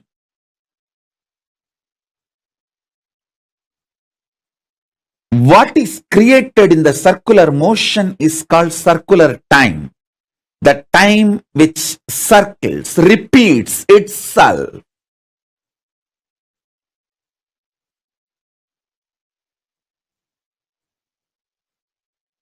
You can see in your body, your hunger repeats itself.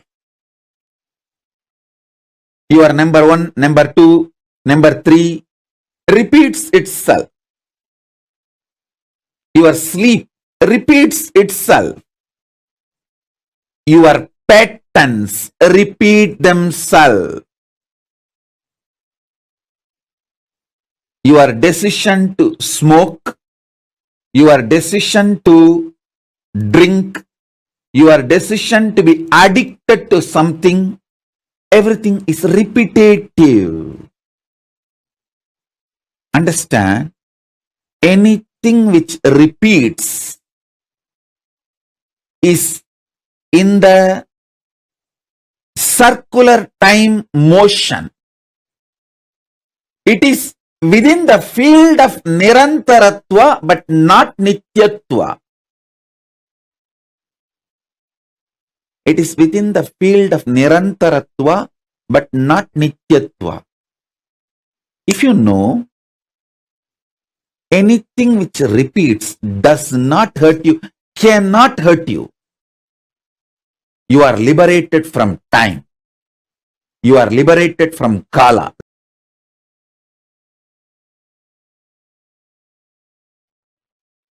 Among the 7 dimensions of the time.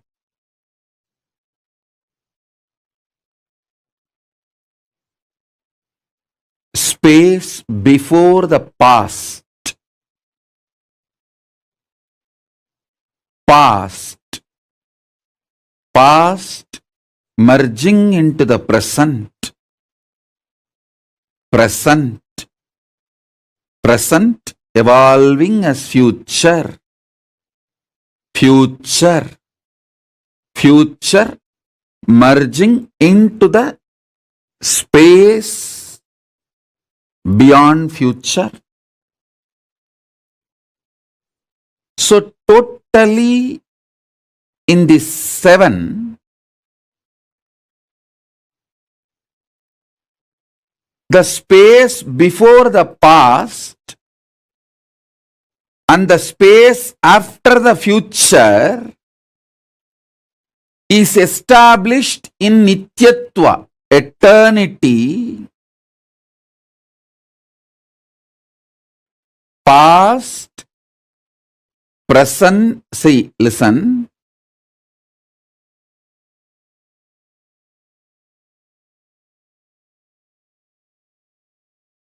Past, past becoming present, present, present evolving as future, future. This five is Nirantaratva. In this Nirantaratva 5, only the present moment touches Nityatva. So, if you want to enter into Nityatva, voluntarily, if you want to break this Kala Chakra consciously, the door is open only in the present. The cumulative effect of all the practices you did and the initiations you received enters into the present.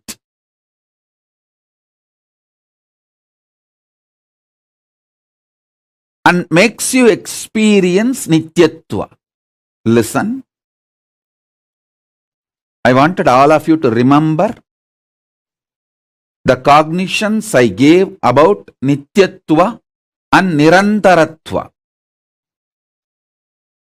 Nityatva is 7, Nirantaratva is 5.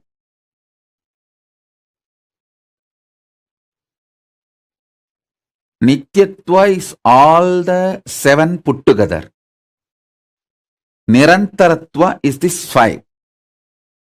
In this 5,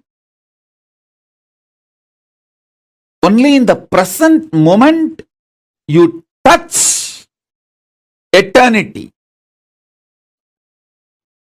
Before the past, if you enter into that space, you can touch eternity. Through completing with all your past, you can reach that. Sometimes it may take even few janmas to reach that. And through the future, you can reach the space beyond the future by constantly being Nirvikalpa Samadhi, burning all your desires and patterns which want to repeat itself. You can reach. Again, that also sometimes may take few janmas. But entering into that Nityatva can happen in the present moment just through initiation.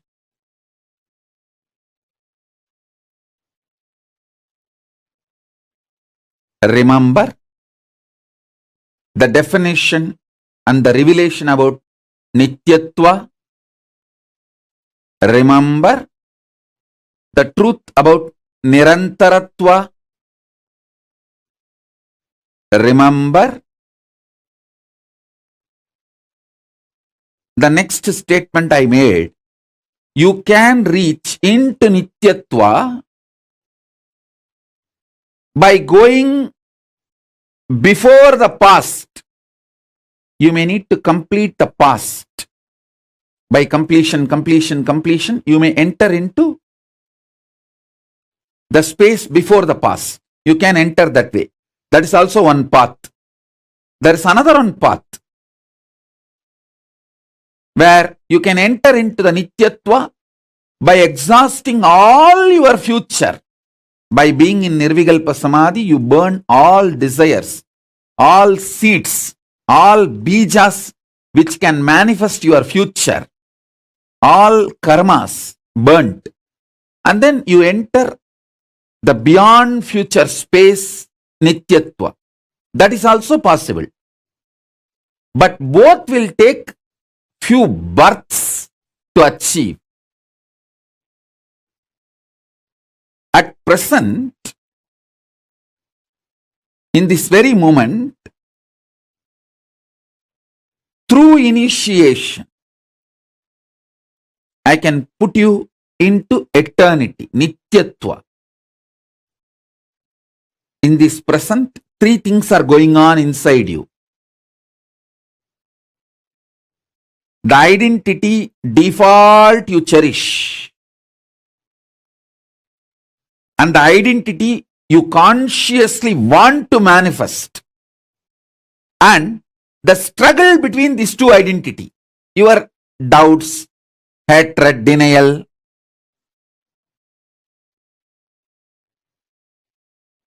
Smelling Paramashiva, waking up to Paramashiva,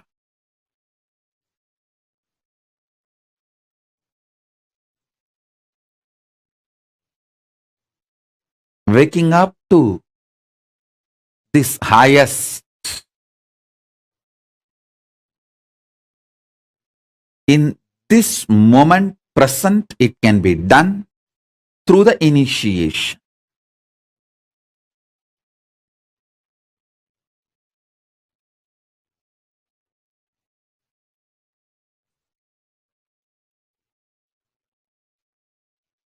So understand,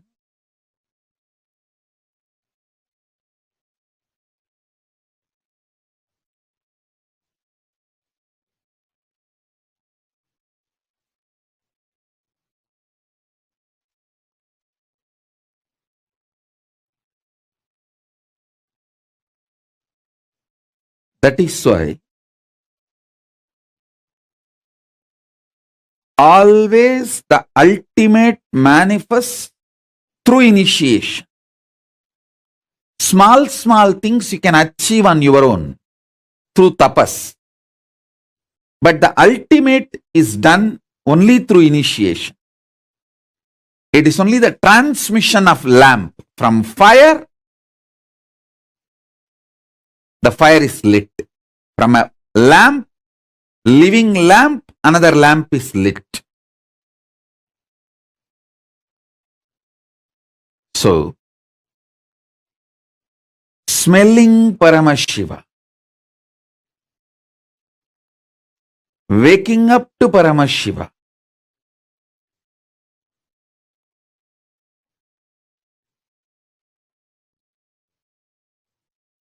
waking up to this highest.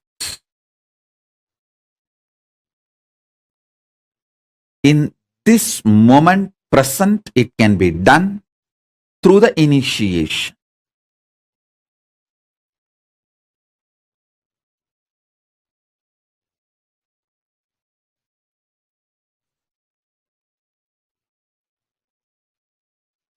So understand,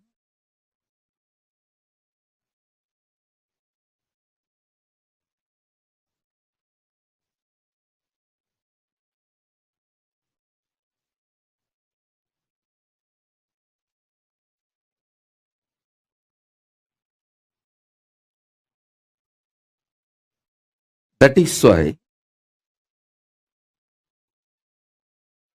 always the ultimate manifests through initiation. Small things you can achieve on your own through tapas. But the ultimate is done only through initiation. It is only the transmission of lamp from fire. The fire is lit. From a lamp, living lamp, another lamp is lit.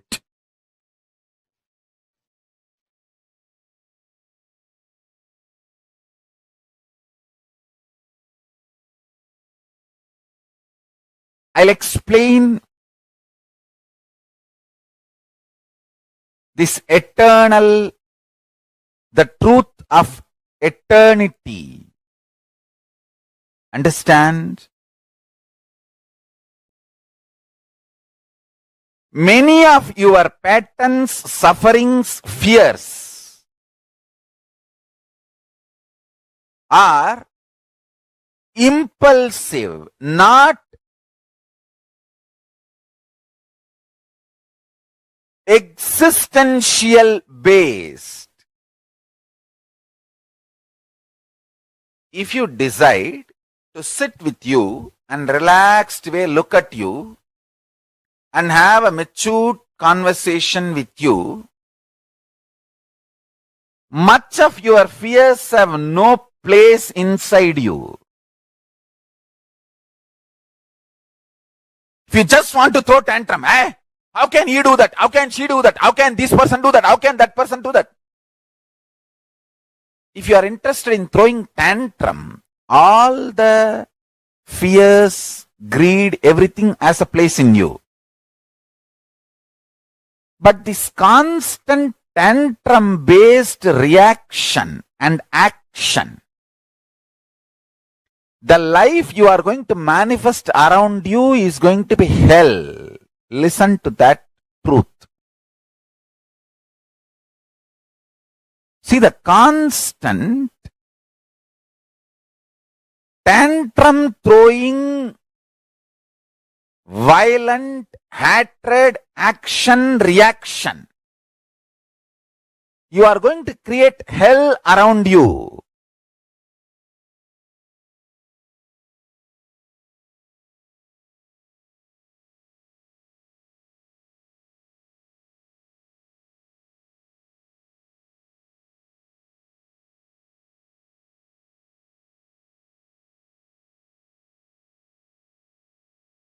Nityatva.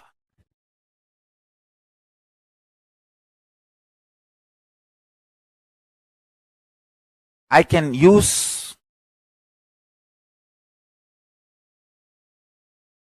and maybe I'll create a new word. Eternal,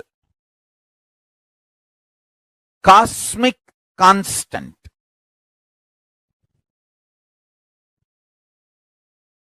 It is actually one of the dimensions of the universe. One of the fundamental quality you need to access the eternal dimension of you is having restful, matured conversation with you. What am I doing? Where am I going?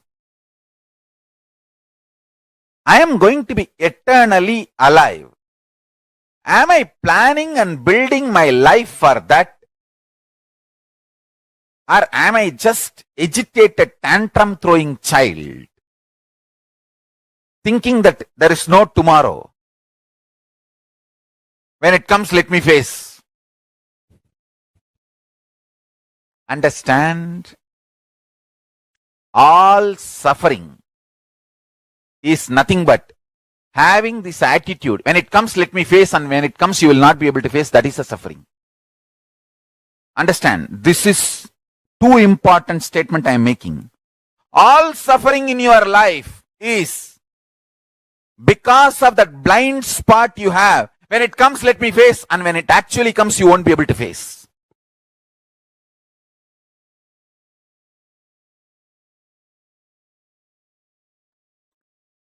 In the past, you have a full freedom to form opinion about your past, and you have full freedom to create the possibility of your future. This clarity you will get only if you decide to do tyaga. Listen. I am freed. I declare boldly, I am freed, liberated from sufferings once for all. Suffering related to past, suffering related to future. Because I decided to do tyaga. Understand? You can always sacrifice the achievements, pleasantness, bliss, joy related to your past. You can always forget that you completed PhD. But you can never forget you got delayed for one of your examination because you spent time with your girlfriend, or you slept and you did not appear for that examination. That pain you will be carrying even now. Sacrificing the past related pains, understanding even factually, many of your pains are unjustified and incorrect. Understanding even factually, your pains are not supported, justified by the reality, real happening is completion. I am repeating. Even factually, as per the real happening, what has happened, if you look what has happened from all dimensions, even your pains are not justified. Your pains are not really right.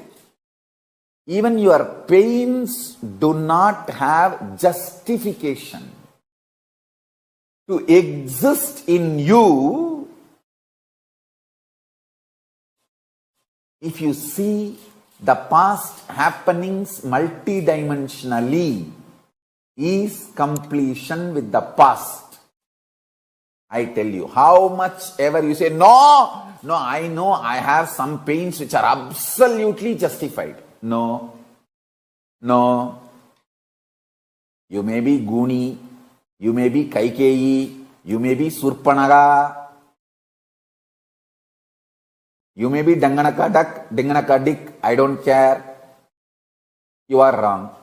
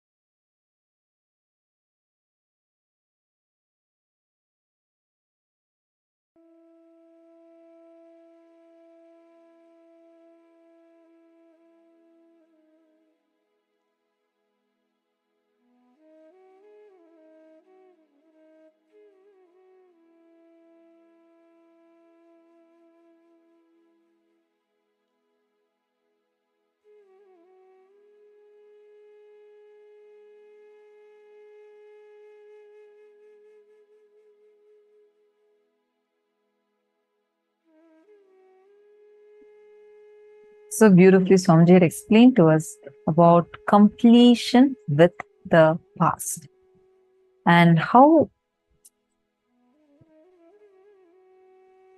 we all hold on to the past more and more and let it sit and in our present and affect our future. Very beautifully, Swamiji explained it to us. I request all of you to take a few minutes and first share with us what are the clicks that you had from this session, extremely powerful session on completion with the past.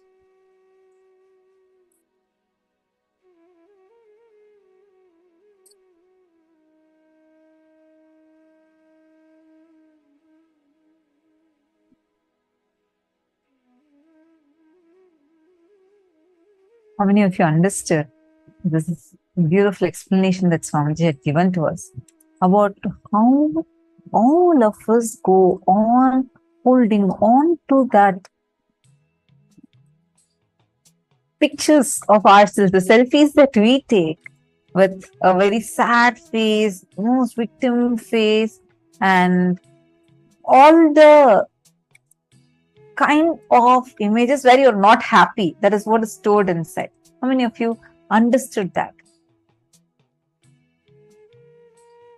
Take a few minutes and I request all of you to share.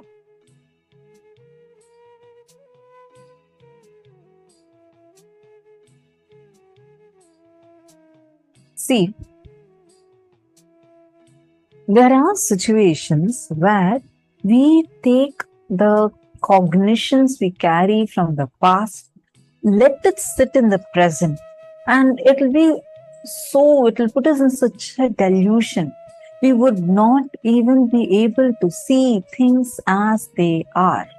And it goes on, some of those visuals just get recorded in us, and it goes on replaying. Take a few minutes, analyze in your situations also. How many times you have stopped yourself from expressing some great ideas that you had because you feel inside of you deeply that some of these incidents from the past where you had failed, where you had embarrassed yourself, all these sitting as images inside of you, visuals inside of you, and going on replaying. And it's like it terrorizes you, or it puts you down. It puts you through the victimhood. It makes you feel extremely bad about you.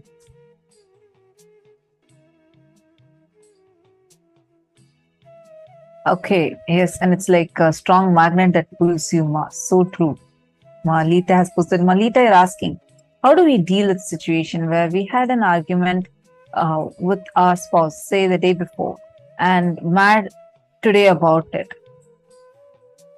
For everything, completion is the key.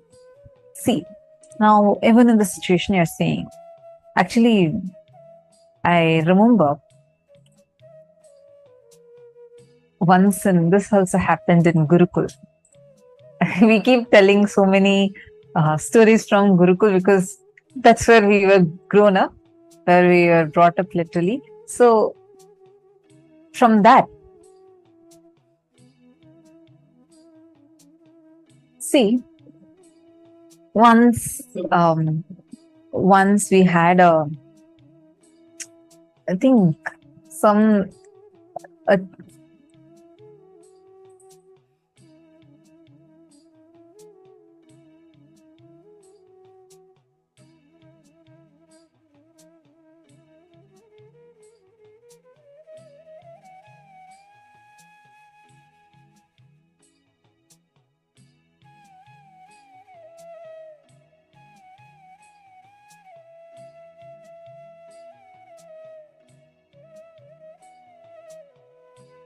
Sorry for that. I hope now all of you are able to see me and hear me clearly.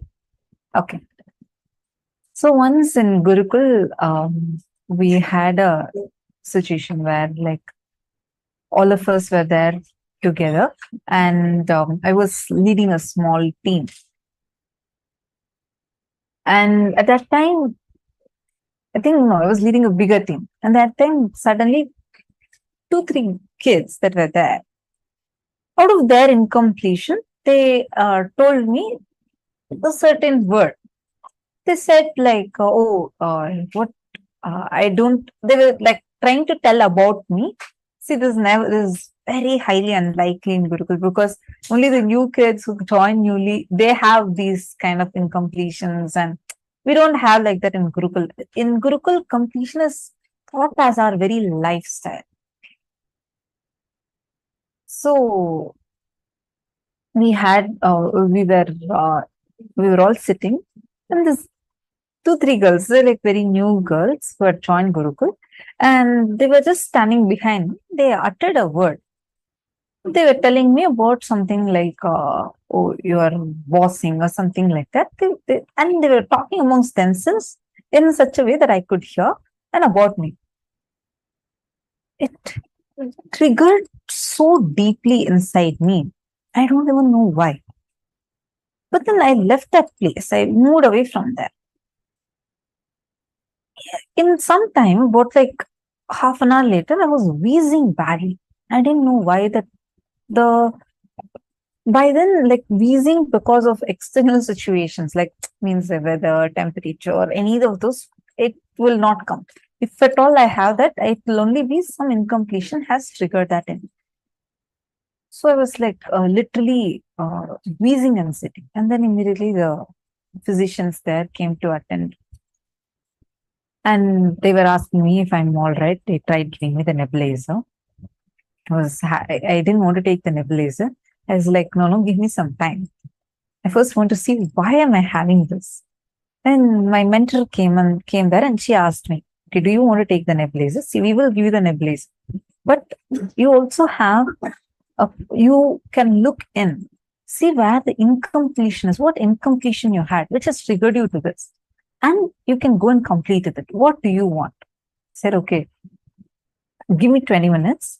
And within 20 minutes, I'll get rid of my wheezing. So like when you're wheezing, right? Like you literally can't breathe. There's no oxygen going inside you. That's how you feel. It's very suffocating. So I was literally feeling like I have no energy at all. Then the physician said like, no, you have to take it immediately. Like this cannot continue. So I requested, no, please give me 20 minutes. And then my mentor asked me, what was the incompletion? Why do you think this got triggered? I said, I don't know. She told me to just think what had happened before this. So I was like, okay, this one incident happened and I was eating breakfast. Like these 3 girls were talking behind me. That's the only thing that happened. But I don't even know why I'm having so much incompletion of that.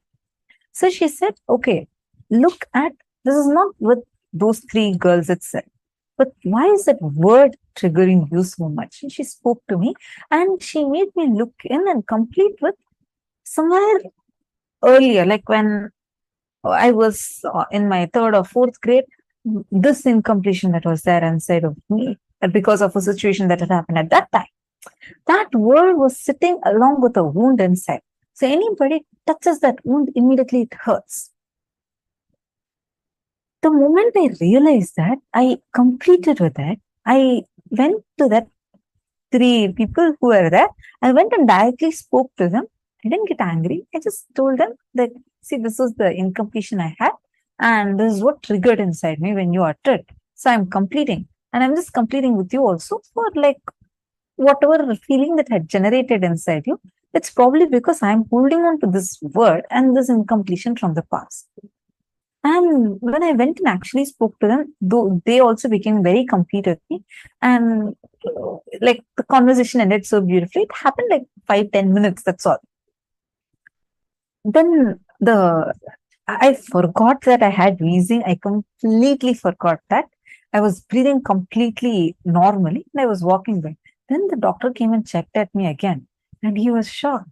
He said the wheezings completely disappeared. That's when I understood. That's what Swamiji means by how whether our diseases, issues, disorders, anything that we face, it's all so much psychological. And the moment we complete, when we do completion with our past, it has a direct impact with our present. It'll just so powerfully impact your present, and you will see how it will just, like when Swamiji says, relieve yourself from that past, you will really get relieved from it.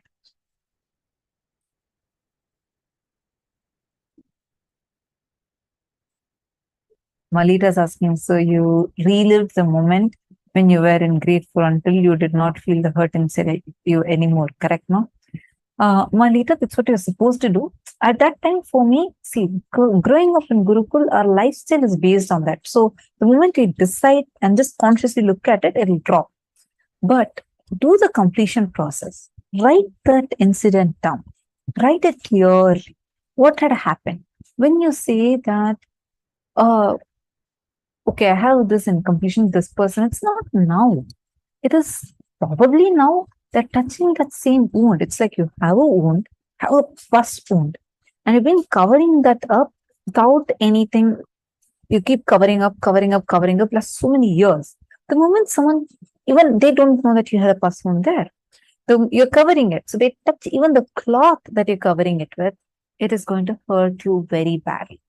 Then you get incomplete at them. The problem is not them. The problem is here. Why that hurt is here. You need to attend to that. Attending to that hurt that is there inside of you, which is not from now. It is from an immature incompletion that you have created in yourself from somewhere when you were young. So go back there, write it and completely relive it. And then go, you will see the person who you're going to talk to, who is also incomplete, it will suddenly be complete. And you will know the right way, have the right idea, right strategy, and right cognitions to deal with them at that point. Sometimes you can also fully complete without having to talk to the person, right? You can complete, see, that end of the day, the incident situation should not cause any disturbance in your inner space. After you complete, whether the other person wants to accept your completion or not is up to them. But you should be complete inside of you. Okay. Ankita is asking, I didn't quite understand Nityatva, Nirantaratva. Okay, I'll explain to you. See, time. As we all understand, we only understand it in a few units as past, past becoming present, present, present becoming future, future. This is all what we understand. Am I right?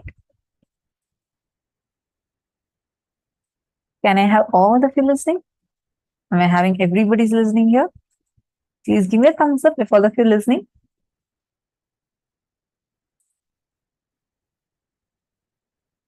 Okay. Ankit, I do not see you on camera. May I request you also to please come on camera? Who is so excited. It's so nice to see her excited. Actually, it's so nice. Every time we see the participants all so delighted, excited, it is so much more nicer. And it feels like, oh wow, this person is clicking with it so much and they should experience more and more. Okay. Listen.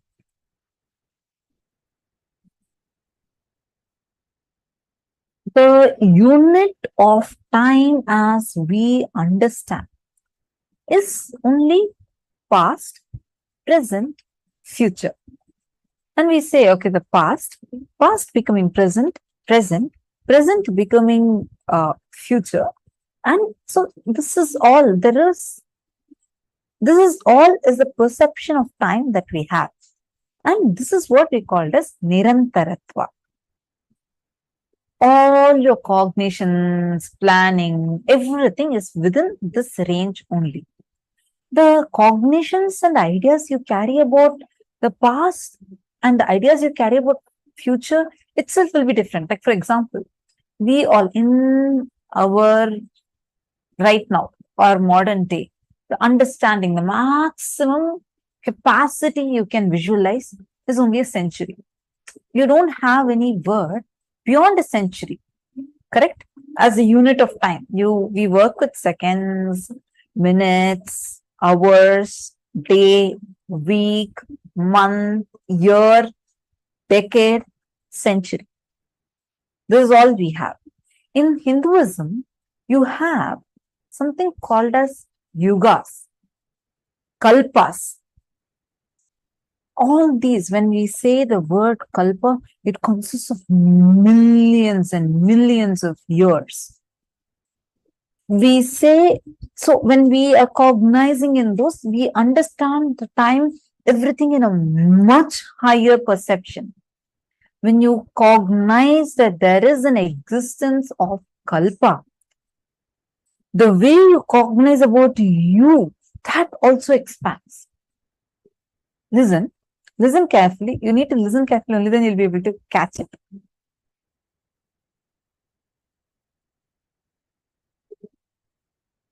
See, now, beyond this, the kalpa, even all these time units that we have, is all starting with past and ending with future.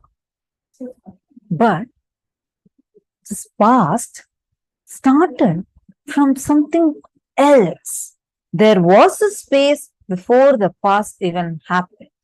And there is a space where the future, we all know time as more circular, past becoming future, and future becoming past. This is all what we know. But Nityatva, where beyond this time loop, the space before the past even manifested, space beyond the future. When you cognize that whole, where you exist eternally, neither you had a past, nor you have a future, and you have all these 7 dimensions manifesting for you. That cognition is Nityatva. Nirantaratva is different because in Nirantaratva, you do still have something called as a past and something called as a future. Your perception ends there. In Nityatva, you cognize and understand a space that's beyond the past, beyond the future, where you still continue to exist. Ankita, I have one suggestion. Go through the satsang. There's actually a satsang on YouTube where Swamiji has spoken about Nityatva and Nirantaratva elaborately. Try listening to it a few times. I know, see, when all of us are new to this is extremely advanced, what we all are learning. So you may need to listen to it at least a few times. Actually, Swamiji says, even to grasp this program, Paramashivoham level 3, you need to attend it at least 3 times, full 21 days, so that you are able to even start grasping it. The knowledge, the immense knowledge that is that Swamiji reveals to us is phenomenal. I feel so blessed. Like from the time this program started, I've been blessed to be a part of it as Acharya, where we conduct the sessions and we listen to these sessions so many times again and again and again. But even now, when we listen to it again, I have a new click. I understand it differently. I understand something totally new. Because every time when we expand, the way we cognize the truths also deepen. Because Swamiji does not just talk words in one way. He actually packs layers and layers and layers of cognitions, powerful cognitions and energy into his words. So your understanding would also deepen. Ankita, if you understood, please let me know. And if you still have further questions, feel free to ask. And it's so nice when you all actually interact and ask questions. That shows how sincerely you're listening and how much you're internalizing too. Okay, wonderful. So now let's, as all of you are understanding, let's move further.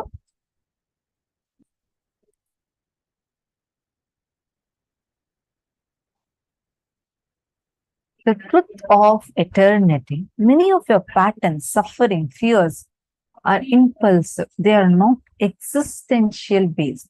So if you decide to sit with you and relaxed way, look at you, have a mature conversation with you, much of your fears have no place inside you.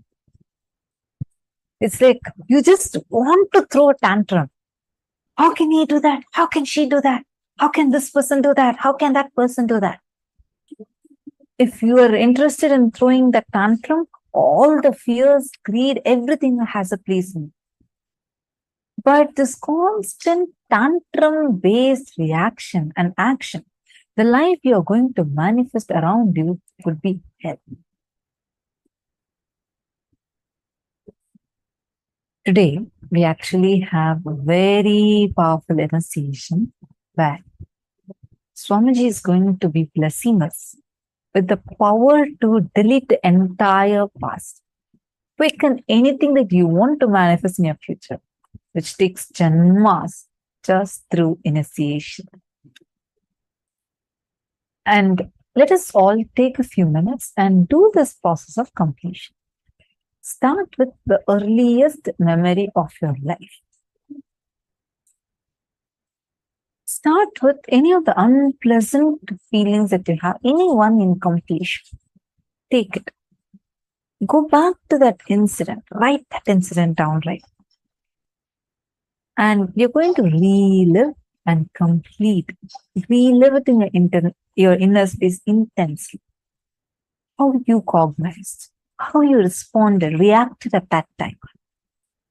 This will make you realize how much you have grown or shrunk. After reliving, write down each memory as clearly as if you're writing a story. After writing, relive the incident in the mirror, in front of a mirror.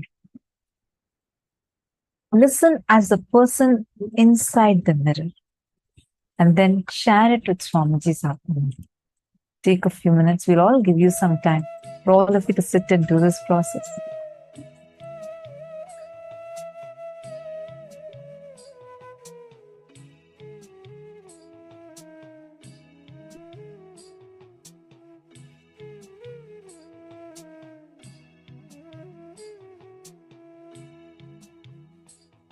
Any questions in your, you have, feel free to ask us. Don't worry, the more questions you ask is actually wonderful.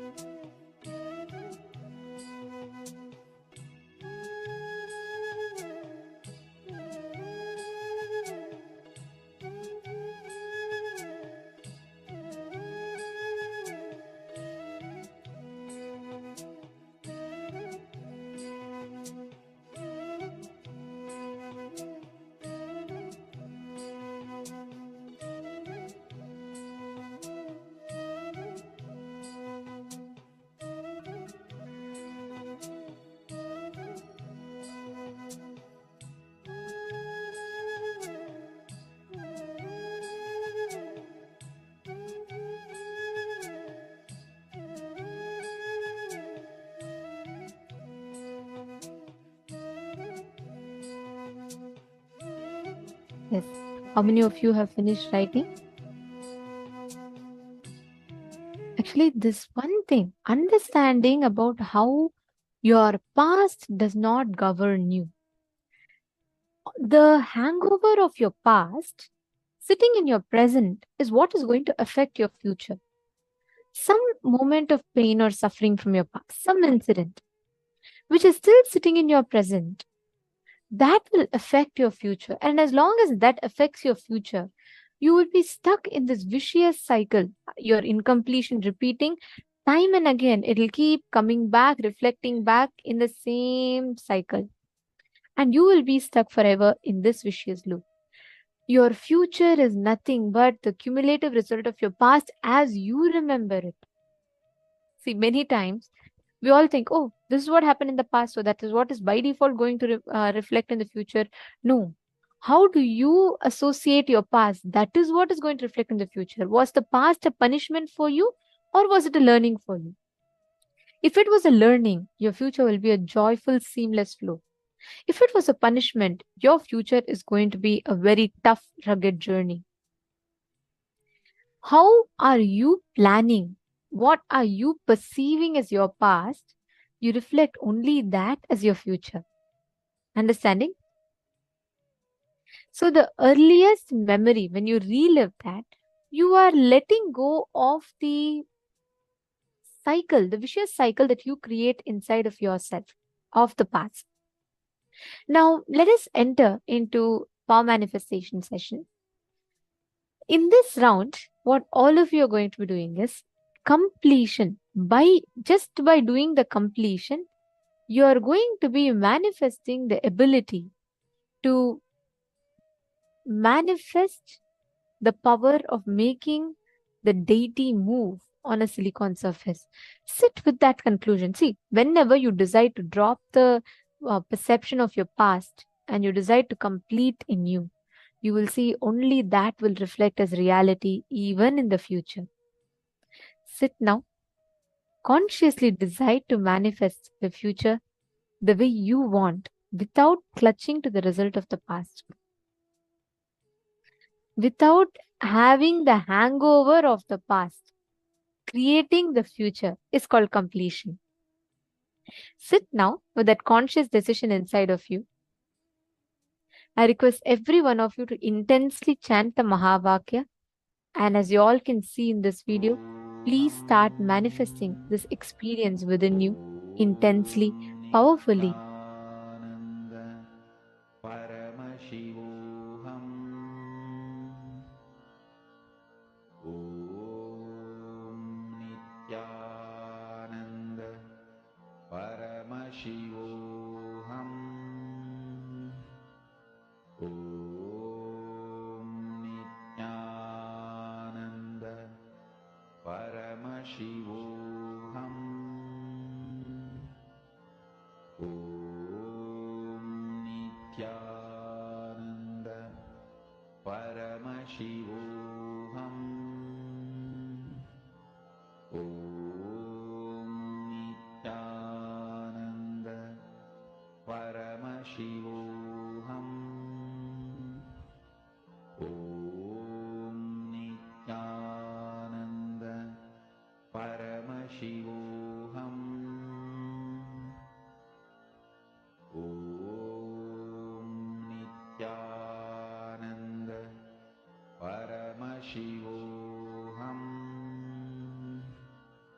Om Nityananda Paramashivoham. Om